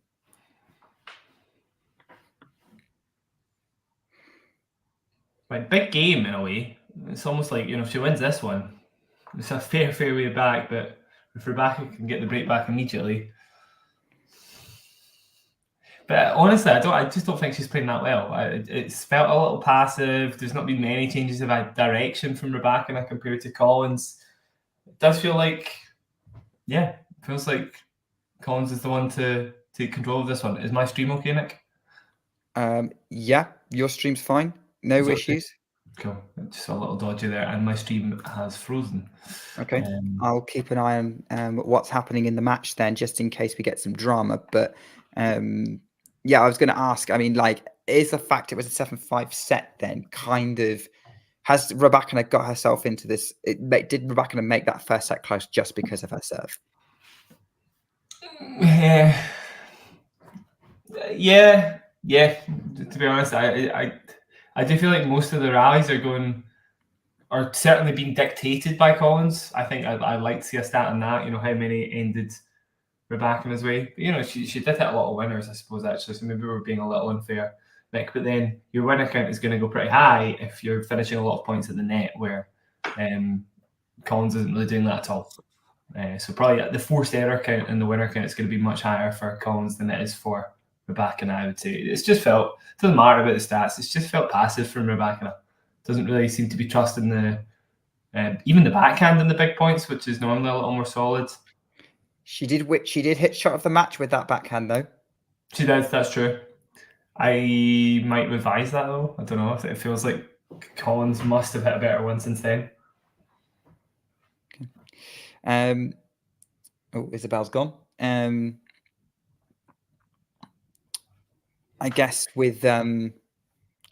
my thing, I'm not going to be as harsh on Rybakina as you are probably. I think she's played well enough to make this a contest, or maybe Collins has not taken enough chances. I don't know, because she only had 2 break point chances, 2 games where she with break points in that set. Mm-hmm. Converted one, obviously. A lot of the break points that Collins saved definitely come to mind. And Rybakina got herself into Collins' service games, maybe due to some of Collins' errors. But I don't know whether it's because if Collins cut the errors, she'd be further ahead, or if Rybakina was maybe making things a bit more competitive than we're kind of seeing. Maybe. And hey, look, if this Rybakina's C game, that just goes to show how good a player she is. Good spin, Nick. But I just think Collins has presented a big challenge throughout the fortnight, or the week even. It's not 2-week Masters anyway. Throughout the week. And Rybakina maybe should have respected that a bit, come in with a little bit more of an aggressive game plan. Easy to say in hindsight, right? But yeah. I guess you got to go in and playing your game and come up with a strategy that will beat this player, because she has beaten Collins before, and see how it goes. And clearly today, Collins is having a very, very good day. I mean, Isabel, do you want to weigh in on how you think Rybakina is playing? Well, okay. I think she played pretty well in the first set. I mean, 7-5, it's not the worst loss, right? But I'm not as what I would normally predict her to raise her level after losing a first set, but already it's like she's just dipping. So I don't think she played badly in the first set, but now she's sort of just nosediving. So, and I don't like seeing her play like that. I like it when she gets really gritty and has to like dig deep for those points. So I'd like to see a little more of that. You might be about to see her do that because she's just hit a backhand winner up the line to take it to deuce. Okay. I'm only at 30 all. She's still making this a fight. Yeah, it was a beauty. Is your stream back? It is. Fantastic. Yeah, ironically froze as soon as you said that, Nick. Oh, for crying out loud. I'm sorry. I'm trying not to curse your stream, Jack. Rybakina's gone long trying to lob Danielle Collins at the net. It was the right tactic. Collins left it. I don't think it missed by much, but it was Collins how has advantage in this service game. Yeah, I think we're kind of on this sort of, Rybakina's played well to make that set close with Collins. But I certainly don't think anyone's going to claim that this is like her best level by any means. No, certainly. I think Collins is just playing it a bit riskier. You know, she's going for a lot of winners. She doesn't really have anything to lose, right? So she's just going for stuff and it's working out. Collins tried to do a drop shot, didn't go and didn't even reach the net. So it's deuce. Collins looking frustrated because that looked like a bailout shot to me. Break point. Break point. Okay. Big backhands from Rybakina. Huge backhand winner. The backhand that's coming good for Rybakina, as opposed to the forehand, which is usually the one that's giving her the free money. Collins with a break point to save. Here we go. First serve. Down the tee. It's a beauty. But Rybakina with a lovely forehand return. Stays in the point. Rybakina on the up here. Big backhand cross court, but it's not enough. Goes down the line, and it's enough to squeeze past Collins' defenses. And it is a break. Okay. We're back on serve. This match might be a contest again. Rybakina finally breaks the Collins serve. That's going to give her a boost. My stream just blacked out, so. I mean, oh my has goodness. Collins dipped a bit in this game? I feel like there's been a couple of errors, a couple of shot selections that's kind of crept in that were a little bit off. Yeah, tough to follow her a wee bit, maybe. Rybakina definitely with bigger backhands for sure. It's a couple winners in a row off that wing. Hard to do against Collins. Yeah. The Rybakina backhand looking very dangerous, and yet you'd be a fool to try and hit to a forehand. Not unless you were very confident about rushing it. Yeah. Which Collins probably could with the power she's got. Yeah, it's tough though, because obviously you're gonna have to really hit a backhand down the line to rush the forehand, and that's probably your riskiest shot. It would definitely be a very, very, very risky strategy for Collins were she to try to do that. We've seen her do it a wee bit, but I'm impressed with the backhands anyway from Rybakina. That's aggressive intent that I wanted to see as the camera pans out to Andre Agassi within the stadium. Yeah, what do you make of this stadium within a stadium, Isabel? That's my reaction as well. Like, why? Why do we have to do it like this? It's ugly, man. Yeah. Really not a fan. It's really not nice. It just feels like the players also think it's dumb. I mean, no more so than Casper Ruud. Don't know if you heard about that. Oh, I think we all heard about that. That was the talk of the tournament. The polite Nord being like, I know it's not your fault, but this tournament is terrible. It's a bit like when you phone customer service and you say, look, my problem isn't with you. Or at least, I don't know, I've had that conversation because I've worked in customer service. Yeah.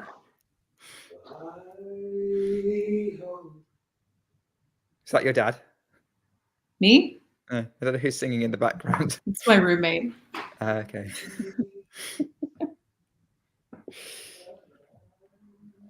There we go. Hopefully we Big don't get backs. copyright infringement. You can really hear everything whenever I'm doing streams. I've had it where like an ice cream truck goes by outside and someone's like, "Do you have an ice cream truck in your living room?" Something about my house. Or squirrel hits the window. Yeah, well, that may have been more on me than the squirrel. Did you entice the squirrel or something? No, I mean, but I screamed when it. I don't think the squirrel hitting the window would have made that much noise if I hadn't absolutely been terrified. It was one of the highlights of last year. Yeah.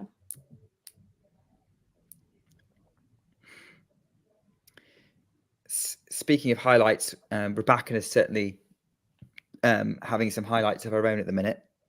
Colin's looking a little bit frustrated right now. I told you she can dig deep. I don't think she's out of this yet. What's the best Elena Rybakina match you've watched? That in terms of like the level that she's produced. Like obviously it's that we've watched because none of us have watched every single Elena Rybakina match. I remember Indian Wells final last year was really entertaining and really good. Can't remember. Was she playing Sabalenka? It was Sabalenka. Yeah. That was a really high level, I think. I was impressed with her win against Azarenka in this tournament, mostly just because she got bageled in the second set. And that's hard to walk back from. But peak Rybakina, like maybe Indian Wells last year for me. Yeah. Yeah, she played a really, really good match against Sabalenka. Although I do remember the tie break being very ropey from both. Like neither of them could convert set points on their serve, which is crazy given those players. Maybe not so much Sabalenka, but definitely Rybakina. Sabalenka 2.0 was definitely a surprise. Yeah, I'm struggling with that question. I'm struggling with that. Like maybe Australian Open, that final that she played. That was good, actually. Yeah. I remember that. Yeah, despite the loss. Yeah. Definitely up there. That was good one of the matches during her Wimbledon run, not necessarily the final. I think it was either Halep or maybe one of the ones earlier on in the tournament that I don't think it was Halep, right? Wasn't she suspended at that point? No, Halep she did beat Halep. She played Van de Vee, Andreescu, Zhang, Martic, and Tomljanovic. Yeah. And then she played Halep in the semis. Maybe it was that match. Okay, I also liked her match against Halep in Dubai, the one that kind of announced her, but I thought the level there was fantastic. And again, that was a loss. But yeah, she was amazing then. They're certainly the ones that come to mind. Not sure. She either takes control of the match or she kind of needs somebody who can match her, right? For her to look like, for her to play her best tennis. So yeah, I would probably also say the Australian Open. Yeah, maybe Rybakina's one of those players where her level, she plays at a level required to win a match. Again, ruthless efficiency. Doesn't necessarily need to see the need to go into the highest possible gear, just gets the job done, and only finds that extra gear when she needs it to be a contest. Yeah.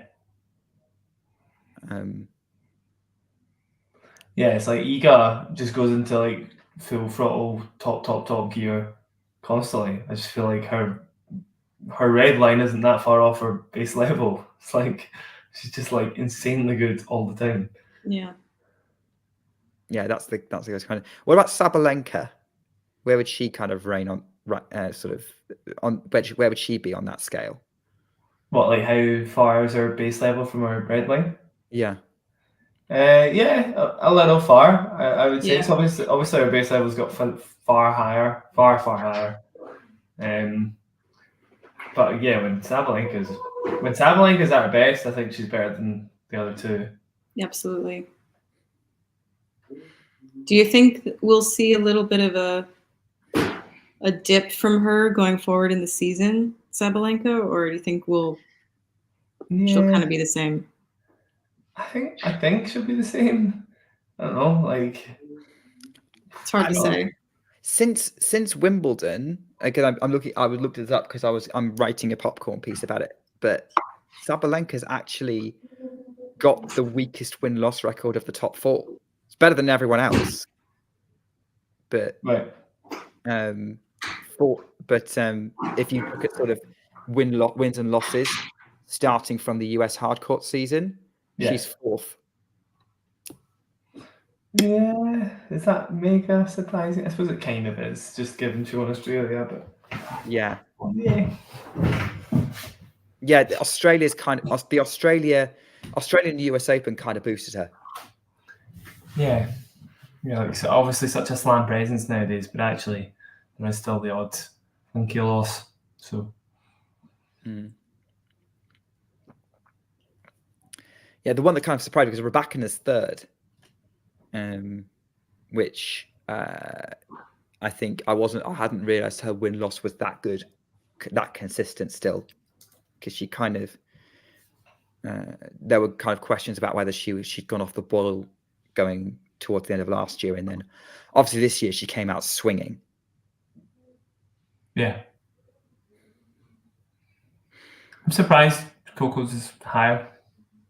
Yeah. Oh, she's won a heck of a lot of matches. Yeah. I am still surprised Coco's is higher than Rybakina's for sure. They've both lost 9 matches, but Coco's won 42 and Rybakina's won 33. Okay. Actually, I think I need to double check those numbers. I think there's a slightly off because I'm going off memory and not what's in front of me. Yeah. But it's in those ballparks. Right. And then obviously Iga's just Iga's 46 for 7. Yeah, Iga's just Iga. Yeah. Yeah. But Coco, we've talked about Coco before, and like Coco's baseline to red line is interesting because I don't think we've seen Coco's red line yet. And I get. I mean, you don't think at the U.S. Open final that was red line for her? Maybe second and third sets, not the first set. Yeah, it was a pretty dodgy final, to be fair. I think her base level was great, but I don't know if she had to play out of her skin to win that match. No, I don't know if I've ever seen Coco play out of her skin, to be honest. But again, I haven't watched every single Coco golf match. I thought she did a little bit during the Indian Wells against Zachary. I mean, I didn't see that because I was asleep. She crawled back from I think she won the first set, or no, excuse me. I think Zachary won the first set and was 5-1 up in the second, and Coco absolutely just dragged herself up from there and then saved a ton of match points. It was kind of, I think she got it all the way up to a tiebreak in the second, but it was definitely the sort of grittiest I've ever seen her play. And she didn't win, but it was kind of okay, I didn't know she could really raise her level when she's down that bad. Yeah. So she's probably still building her red line, as you say, but she's only 20. It's plenty of space to do that. And her baseline game is pretty strong as it is. Yeah. I think just because we haven't seen it doesn't mean it doesn't exist. I feel like I've seen flashes of it. Yeah. Yeah. I think I think she's shown it at maybe sort of stretches of a match, but not for the majority of a match or the whole match. Yeah. But hey, her base level is good enough to grind out wins against pretty much everyone. Yeah.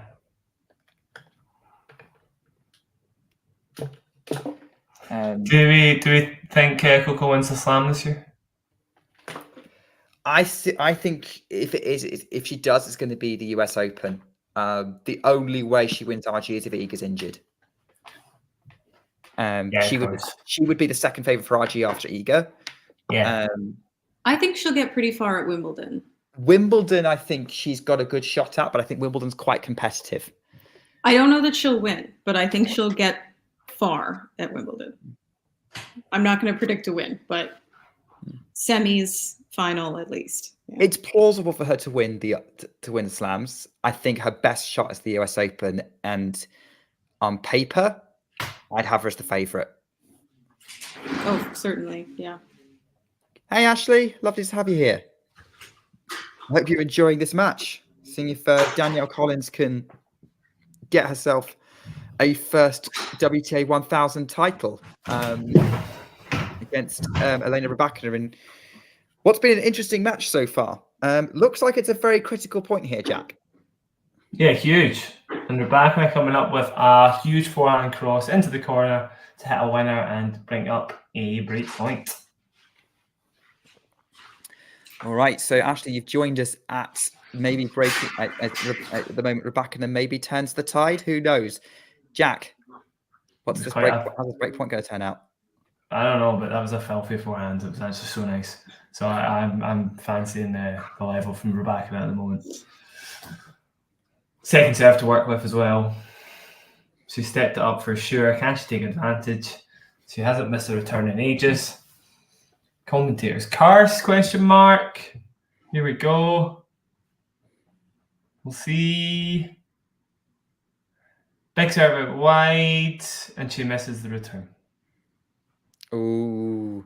Now, was that an unreturnable serve? Was that too good from Collins? Sorry, I said big serve, but it was the second serve. It was definitely not a big serve.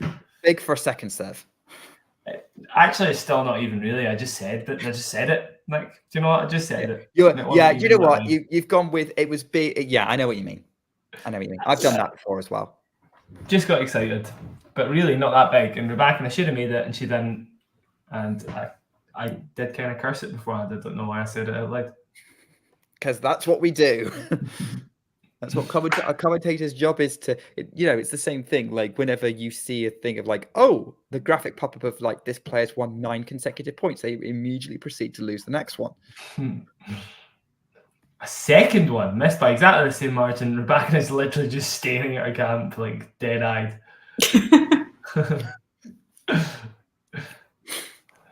I don't know if I'd want a dead-eye stare from Rybakina. That prospect kind of terrifies me. Yeah.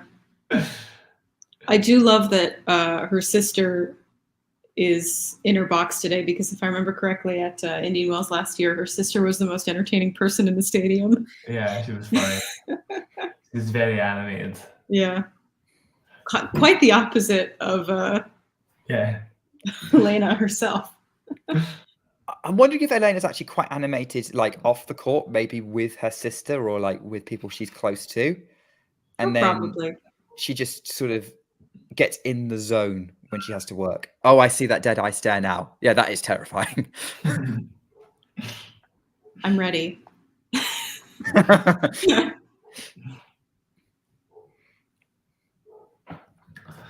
Double fault. So we go to Juice. Third one of the match for Danielle. Quick, I just need to quick sort something out. Yeah, I'll be back in 10 seconds. Still a lot of momentum for Elena to win here. It does feel very crucial. Very crucial. I feel like if the break does go Rybakina's way, I wouldn't be surprised to see her just go all the way with it. Danielle tries to go inside it. I'm not sure if she made that. I think by the reaction she didn't. She did not. So it is another break point for Rybakina.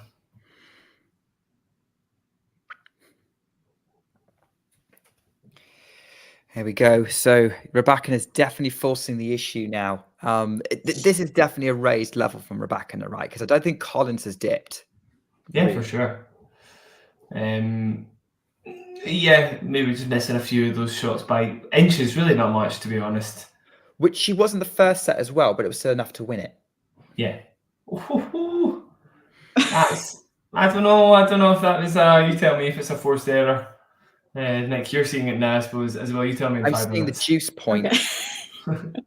I'm seeing the juice point, which is an inside-out backhand that's gone wide from Collins. It was a missed. Yeah, so the next point, Nick, I don't know. Tough one to miss. Okay. So tell you what, I'll have a look at this one. So this is what I'm seeing here for this point. I'm seeing the breakpoint graphic arc. Collins has broken twice from 5 opportunities at 5 points, and Rybakina's got 1 from 7, which is mad. So Collins is getting ready to serve on my screen. Goes up the tee, forehand in play from Rybakina, backhand Collins, backhand Rybakina into the net. Yeah, that was that had a bit of depth from Collins, but I did expect Rybakina to make that.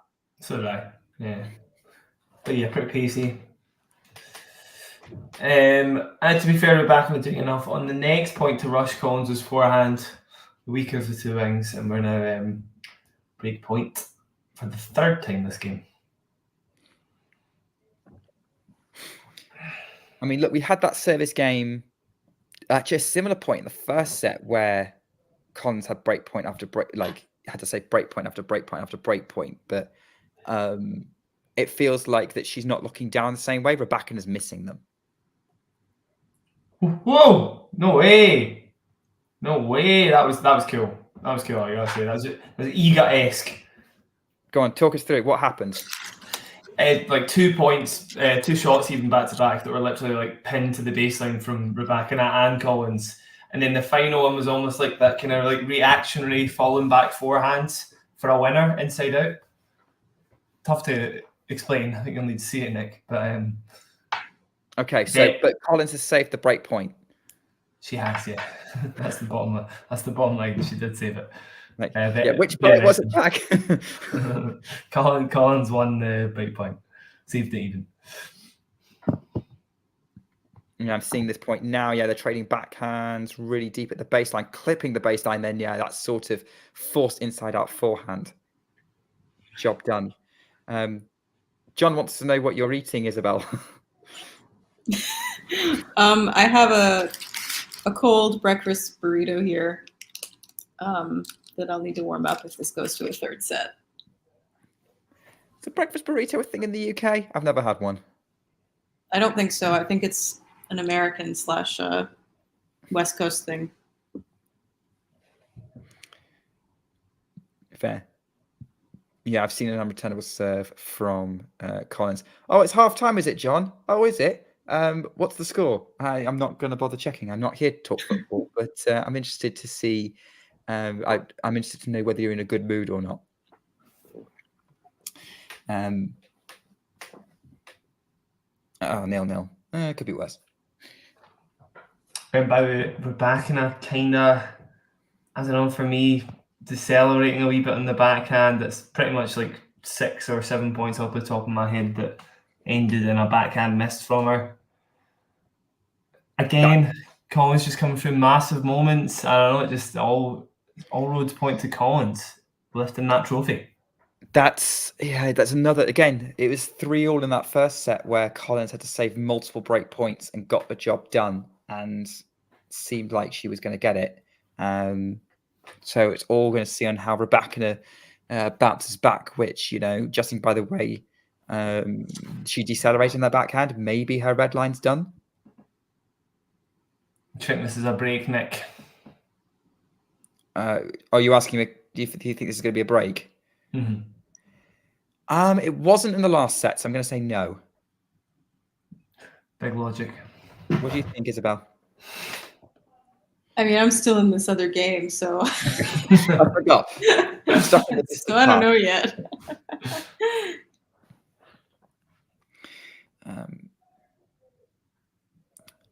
Hey, Jake, what are you talking? You were here earlier. What do you mean, good morning? Yes, this match is still going. It has been longer than you would normally get for a women's match to not be over yet. We're on 1 hour and 43, actually. This has been a bit of a contest. Yeah. Yeah, first set was like an hour. That's a beauty, by the way. That's a lovely shot from Collins. I'll just let you enjoy it. Well, it's going to be in about 30 seconds for me, so I will definitely be doing that. John, you make it sound like you and Jake are watching the United match together, which would be the dream. But that would mean that Jake is in Portugal right now. So John and Damien are going to be bringing us all the behind the scenes action from the Estoril Open on the ATP. Is John in Lisbon right now, or is he in London? No, he's in Portugal. Oh, He got on the plane to Lisbon today. So yeah, because he's obviously Estoril qualifying started today. I see. Yeah, that was a very good shot Jealous. from Collins, by the way. I've seen it now. So yeah, he's here to bring what is hopefully not the last Estoril Open. It's off the calendar for 2025, but some wiggle room for it to be back in 26 if it's a popular enough event. I would go to it. I love Portugal.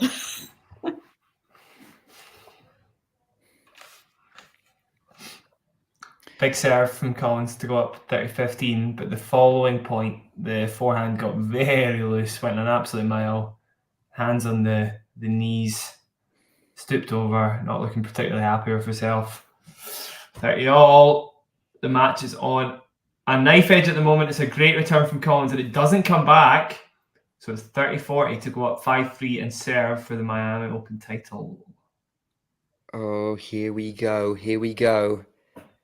Danielle Collins on the brink of potentially taking full control of this match again, and probably better control than having the early break. I think the crowd is really into this. I can't hear it, but they look really hyped. There's definitely been there's probably some chance of USA going on. Second serve. Collins makes the return, has a forehand to work with. She gets Rybakina moving a little bit. She's got an open court. That doesn't do quite enough. So it's back to neutral, just trading backhands cross. Collins changes direction. A bit of a slowed down backhand. It's not enough for Rybakina to take advantage of. And again, changes direction, obviously sensing maybe the forehand's feeling a bit looser for Rybakina at the moment. No, and she misses a pass by like an absolute inch. Oh my God, that was close. That was very close. Is Collins going to rue that missed pass? She's probably still going to fist pump and move on positively. But that's, but yeah, that was right there. Maybe some nerves in that rally. Yeah, pretty tight forehand approach from Rybakina, and Collins had a chance. Yeah, I'm watching that rally now. I'm just seeing it. Yeah, there's definitely Collins did the right thing by moving Rybakina around, but there wasn't huge depth, and Rybakina was still able to put pressure on her. And then, yeah, lots of neutral balls just waiting for the opportunity to take over rather than over hitting it. Maybe the importance of the point got to her. What happened? Go on. Rybakina hits a really good backhand cross court. Collins just like slice defense. Rybakina tries to drive volley it, and it has an open court basically. Collins just stops moving and she nets it. There we go.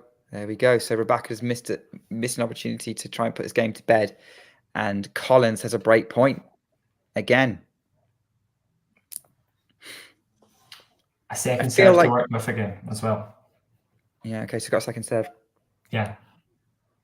I'll talk through this one first, Nick, just before you finish that thought. Slow serve, enough for Collins to take advantage of.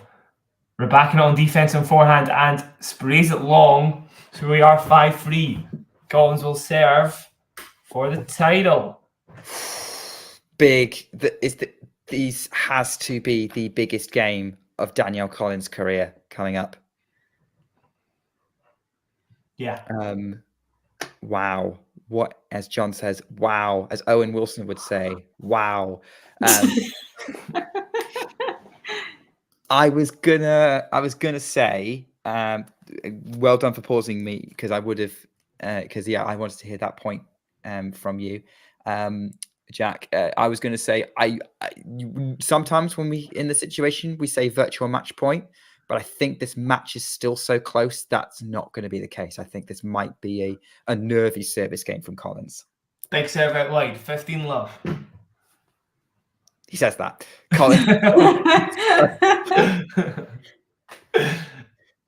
I mean, I'm if quite she happy wins, your scoreline prediction, Jack, will be pretty close. Yeah. Yes, I think I said Wasn't too far off. 6-4, 6-2 before the start of this match. To Rybakina. No, Collins. No, to Collins, you did. Sorry, so you did.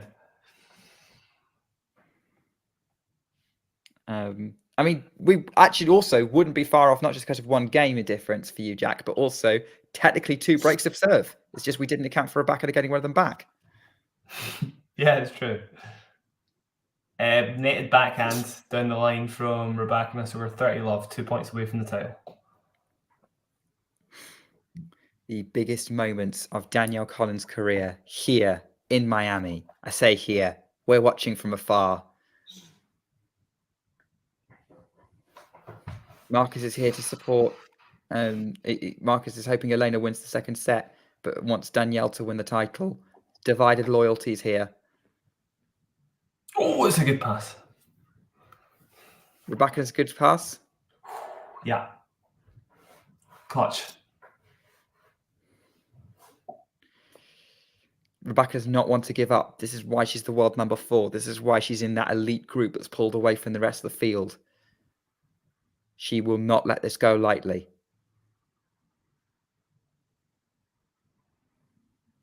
Big point here, 30-15.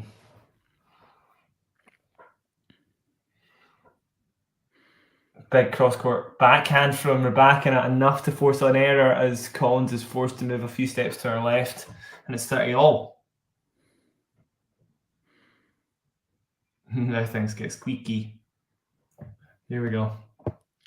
But if this match has showed us anything, is that when things get squeaky, Danielle Collins steps up. Yeah, it's been the trend.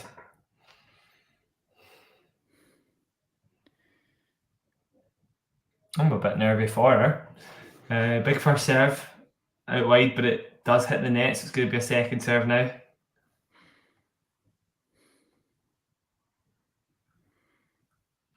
Trying to get the legs moving a bit. Maybe there's a bit of nerves. Here we go. Second serve. Down the tee. Rybakina, big backhand return. Totally on defense, Collins. Yeah, it doesn't hit the court, so it's a 30-40 breakback opportunity for Rybakina from 30 up. This is why I was saying it wasn't a done deal. Signs of nerves in that previous service game from Danielle Collins. She's got the crowd support, no doubt about it. Can she muster something to keep her in this game? Can hear whatever that was drop. Second serve.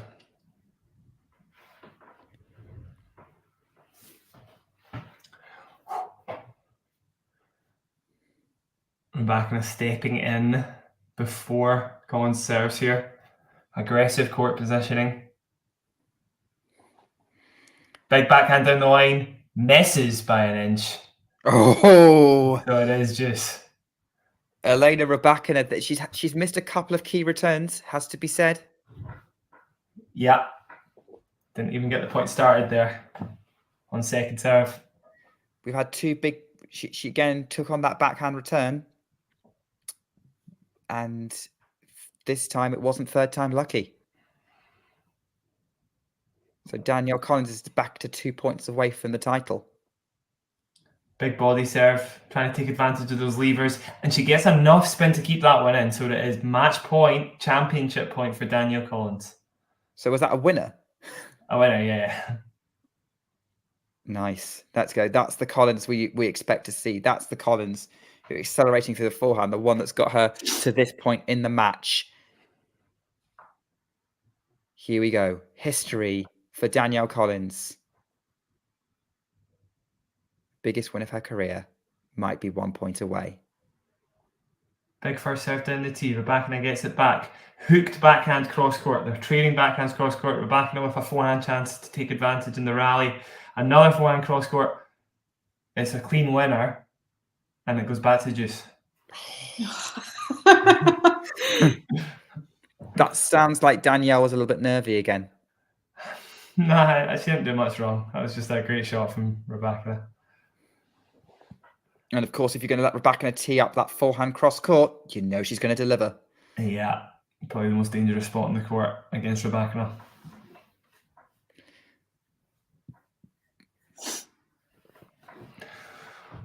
Another juice point, still 2 points away. Big first serve, misses. So second serve just as well, because it was a great return for Rybakina. So second serve it is. Con's taking her time, having a little think about what she's doing.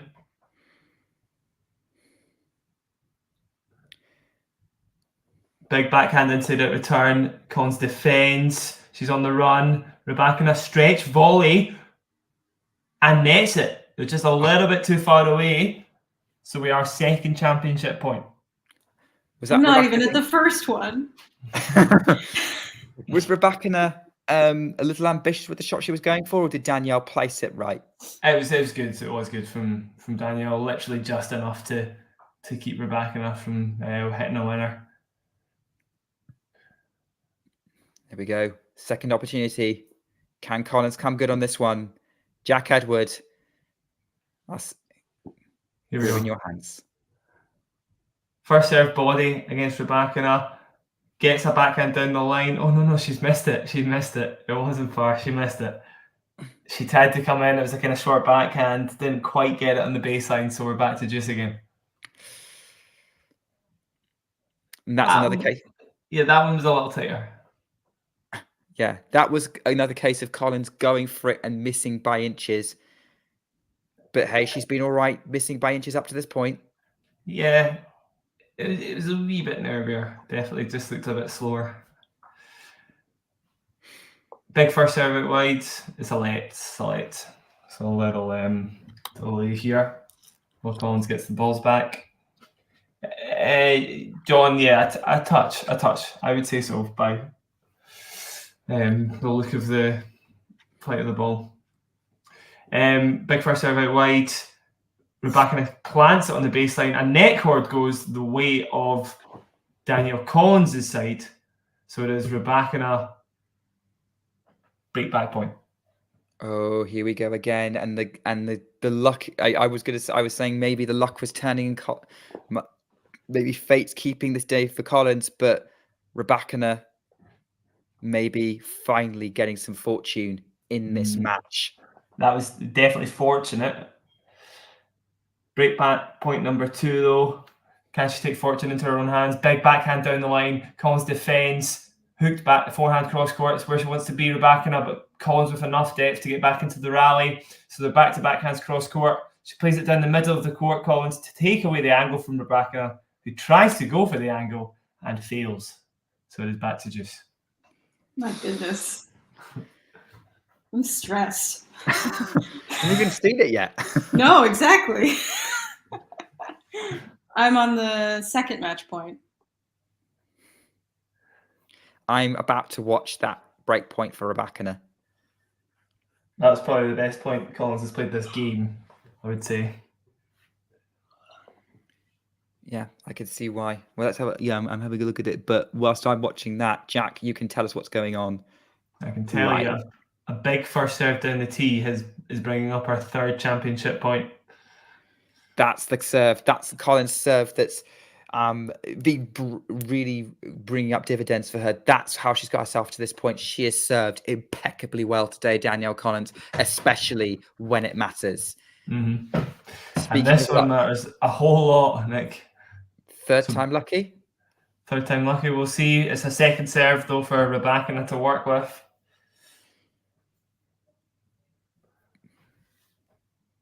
Here we go. Championship point number 3.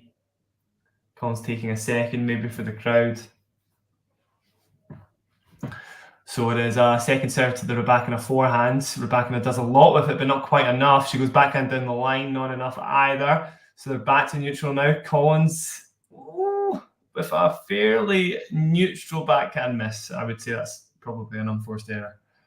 Okay. John, to answer your question, Elena has broken Danielle Collins' serve once this match. She broke her Collins went up 2-love in this set, and then Rybakina broke straight back. This would be a repeat of that kind of situation of Rybakina coming straight back at Collins following a break of serve. Longest game of the match so far. We won't be surprised to hear. How This long match is is also it? about to hit the 2-hour mark. Not bad for a straight setter. Serve it wide, backhand cross court, enough for Collins to win the point. And to answer your question, Isabel, I actually have no idea. I'm just guessing it's the longest. It does feel game of long. the match. Yeah. Usually they say how many deuces there are, but they're not showing that on my screen. Yeah. Regardless of whether it's the longest game of the match or not, it feels like it does. for the players, for the audience, and for those of us in the commentary booth. Can Danielle Collins finally finish it? Championship point number 4. Collins with a big serve down the tee. Rybakina gets it back. Big backhand cross court. Bunted down the line from Rybakina. Good defense from Collins, who now has an open court. And she has won the title. Well done, Danielle Collins. Amazing stuff. Amazing stuff. What a win. I'm still on the 3rd match point. Well, we'll come to you for your thoughts, Isabel, after you've seen every single point. Yeah, I'll be there in a minute. Yeah, it'll be a good minute. But we're there. But we have reached the line. Danielle Collins is a WTA 1000 champion. We've said already in this stream it'd be a well-deserved accolade, and she fully lived up to it with her performance today, Jack. Absolutely. I thought, yeah, great serve, and you kind of touched on it there, certainly when it mattered most. But for me, yeah, just the aggression from the back of the court on the big points. There's a lot of changing neutral rallies to offensive opportunities when she was under a hell of a lot of pressure, and she just kept swinging, and it felt like that from the start of the match. And maybe her match to win in a way, just the way she was playing, and she lived up to the hype and more. She was amazing. Seeing Danielle doubled over in celebration, like all that stress, all that tension, all that relief, and all the joy coming out. I'm not going to say she can't believe it. I think she's always believed in herself, but closing out in that tight a game is still significant. I mean, that was almost Sabalenka-esque. Sabalenka-esque, yeah, it's fair. I can't actually see how she's reacting. Like, you'll have to give me an idea. Bet365 has changed to the latest Sanchez Tadoni match. Oh, never mind then. Yeah, so she's currently sat chatting with the officials. James Blake's come up to congratulate her. She's looking like she's she's kind of that she's not being too demonstrative, actually. Definitely seems emotional. But maybe if you but that's sort of from a distance, but not sort of overly emotional, if that makes any sense. She's trying to take this in her stride as much as possible. Rybakina is currently being seen pictured just fiddling with her shoes and socks. So my screen has frozen. Probably what she would have done if she'd won, right? Yeah. Rybakina is going to take everything in her stride. That was ridiculous. My stream froze right as she served for the 4th match point, and then only came back after she won the point. So I did not get to see match point. Fucking tennis channel, man. You missed the backhand winner into the open court, essentially, that won at the match. But yeah, okay. Massively well, annoying. Match is over for you now, Isabel. What did you make of that Danielle Collins performance? Apart from that was incredibly stressful. Not what I expected. I thought Rybakina would play a little better, but I'm super happy with the results. I'd love to see Danielle Collins be successful. So, but I would have expected a little more from Elena.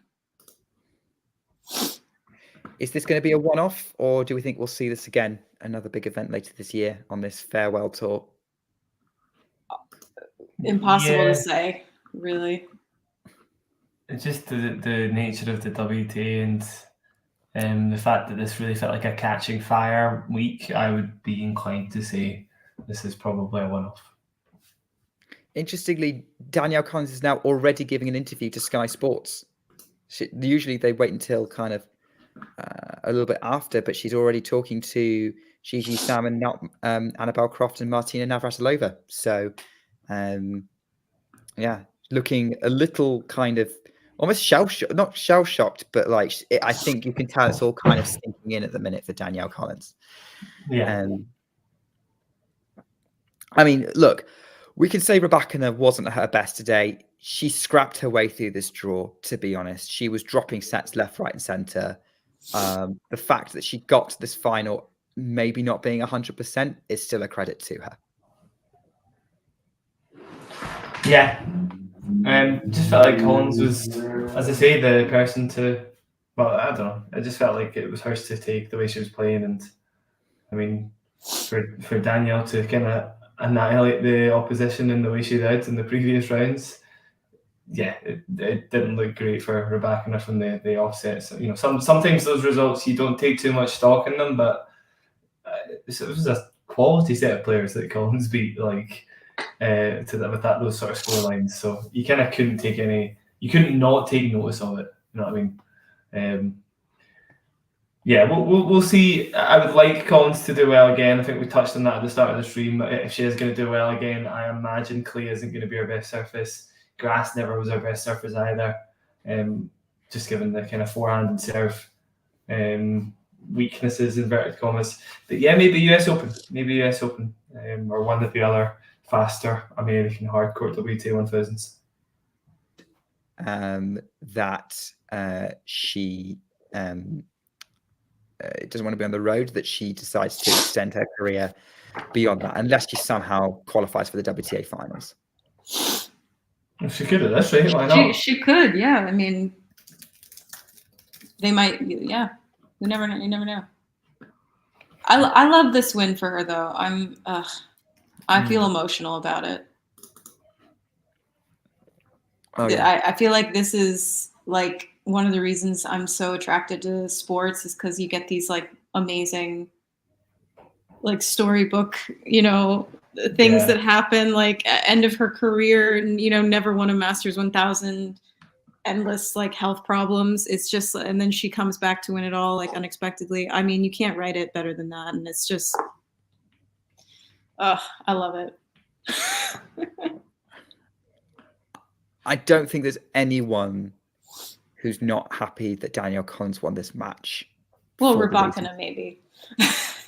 Yeah, but okay, Elena Rybakina are fans, probably not.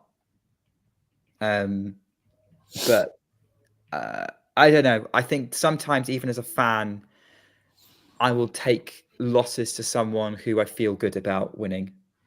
Mm-hmm. Like, hey, if you're going to lose, I'm glad it was to them.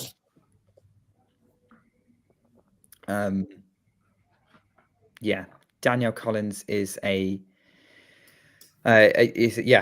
Yeah, just a fighter, and today showed that. She took on one of the pace setters on the tour, and pace setters at the tour, and even though it was straight sets, it was 2 hours. Made it. Edged it out, got the job done, despite Rybakina's best efforts. Yeah, she's definitely one of those players who's one of the most typically one of the best kind of tennis players, if you know what I'm trying to explain that well. She's just like such a fighter, so much grit, what the sport's all about. She kind of gives her all in every single match. Very, very competitive spirit, nothing crazy in her game. It's almost just pure, grit a lot of the time. Yes, okay, actually, to be fair, she can hit the ball unnaturally hard, which does help, but she's also got an amazing fighting spirit. It's just, very inspiring. It's cool. Yeah, obviously she stuck it out, and this is the result she managed to get. I think it says something that we all wanted her to get this result, and what was the great thing was, you said this, Jack. I mean, her tennis and what she can produce made us believe that it was possible, that it wasn't just going to be your standard out of nowhere underdog story. Yeah. Collins can be a contender, and she proved it today. More than proved it. And she's gonna absolutely love having that Miami trophy on her mantelpiece or trophy cabinet. I don't know where you put it. Where would you put it? Where would you put your 1000 trophy if you won one? Just chuck it in my room. Yeah, I mean, I have a lot of shelves.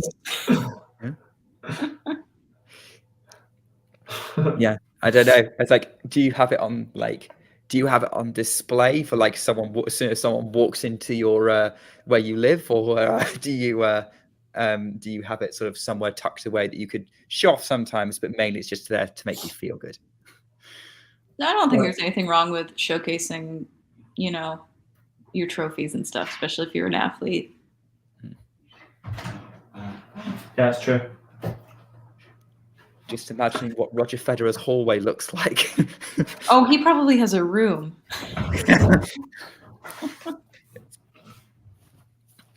Yeah. Oh, yeah. He probably just goes, sits in there. Like, if I had a trophy room, I'd definitely go and sit in there sometimes. Just take it all in. Hypotheticals there. Yeah. Oh, for sure. And I'm just obviously we're talking about that, but Danielle Collins has obviously won. This is her third title, as we said, right? She's won a 250 and a 500 as well. Yes, yeah, we were saying that 250, 500, lost a Grand Slam final, and has now won WT 1000. Well, it was a fun match. Yeah, it was good. Good quality. Yeah, this is gonna. I don't know if it'll go down as match of the year because it didn't go to a third set. It did feel like Collins had the edge for most of it, but Rybakina made sure that edge was as slim as possible. Certainly up there for like one of the best stories of the year, though. Yeah, definitely. Yeah. I would say so. Yeah. All right. Well, I'm going to go warm up because it's freezing in LA today. So I'm going to sign off. But good to see you all. Good to see you as well. Yeah, if you want to drop two, Jack, that's fine. I'm just going to stay on until we see Collins lift the trophy. But if you have to rush, it's fine. Yeah, I better go as well, Nick. Yeah. Okay. Yeah, wrap it up there. But thanks both for coming on, and it's been brilliant. Hope to do this again. Yeah. Bye. Hope to see you soon, guys. See you later. So I do want to come and just like bring you the trophy lift. Rebecca's giving her runners up speech at the minute.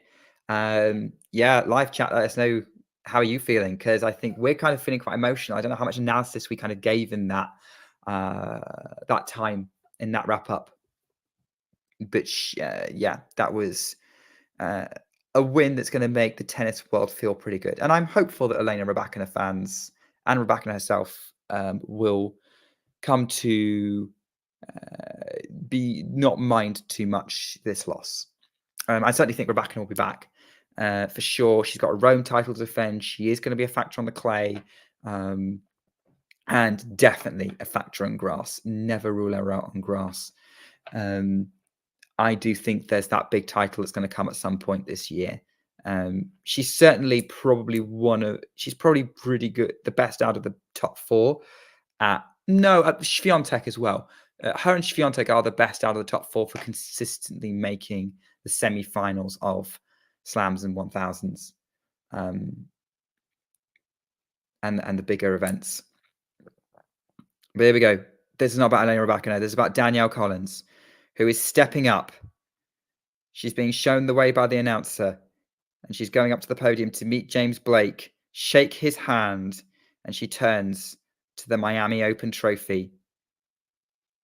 But she's not allowed to pick it up yet because unfortunately she has to give her runners-up speech, her champion speech, which I'm going to have to listen back to because I think it's going to be absolutely wonderful. I appreciate if you want to listen to it, but I think listening to what she has to say is going to be great. She looks like she's saying nice things about Rybakina, and for all how Collins is on court and how kind of pumped up she often gets, She definitely seems very genuine and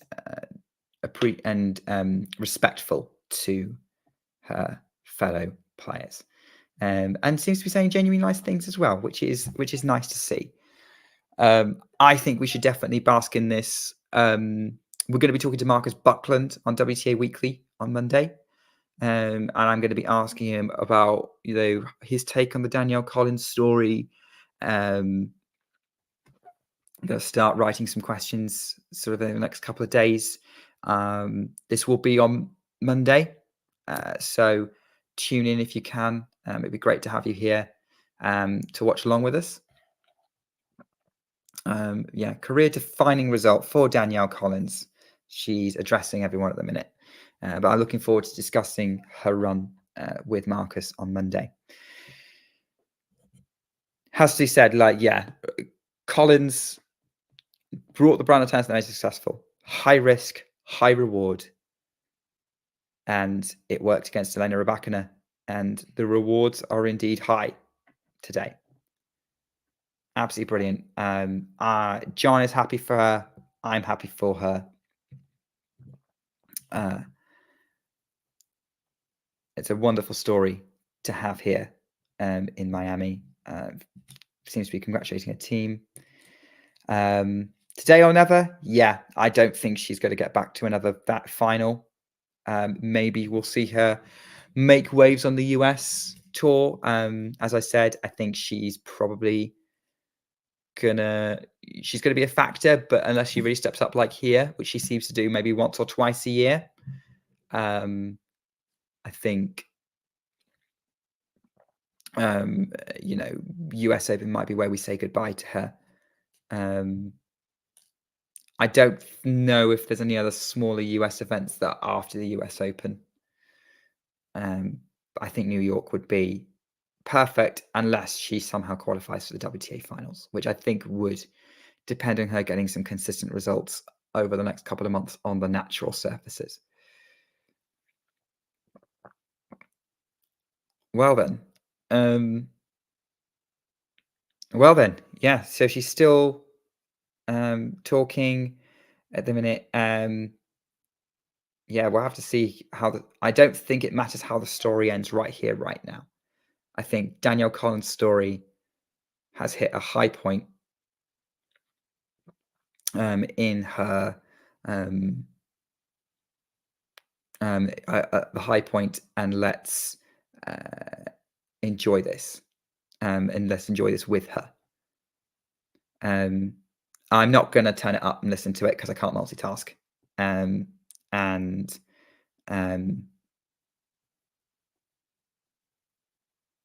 But I think we should definitely be. She should definitely enjoy this moment as much as possible, and that's what matters. Is that she is a champion. It's not about her retirement; it's about her achievement today, and that's the most important thing.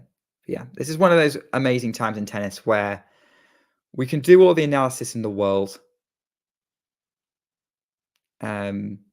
of a match and break it down, and the on-court stuff matters, and talk about the on-court events, but it's the behind the scenes, as Isabel talked about earlier, what we know about these players, who they are, what they've been through, that make what happens on court matter.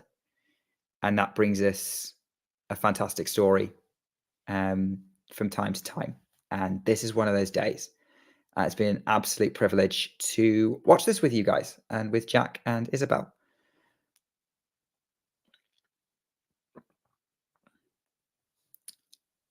John, I bet you're probably relieved you can now focus on to see if Manchester United can beat Brentford now in the league. Ashley, thank you for joining us. Hope you have a good day as well. Hope you're back tomorrow for the men's final between Yannick Sinner and Grigor Dimitrov. I got my young guns mixed up.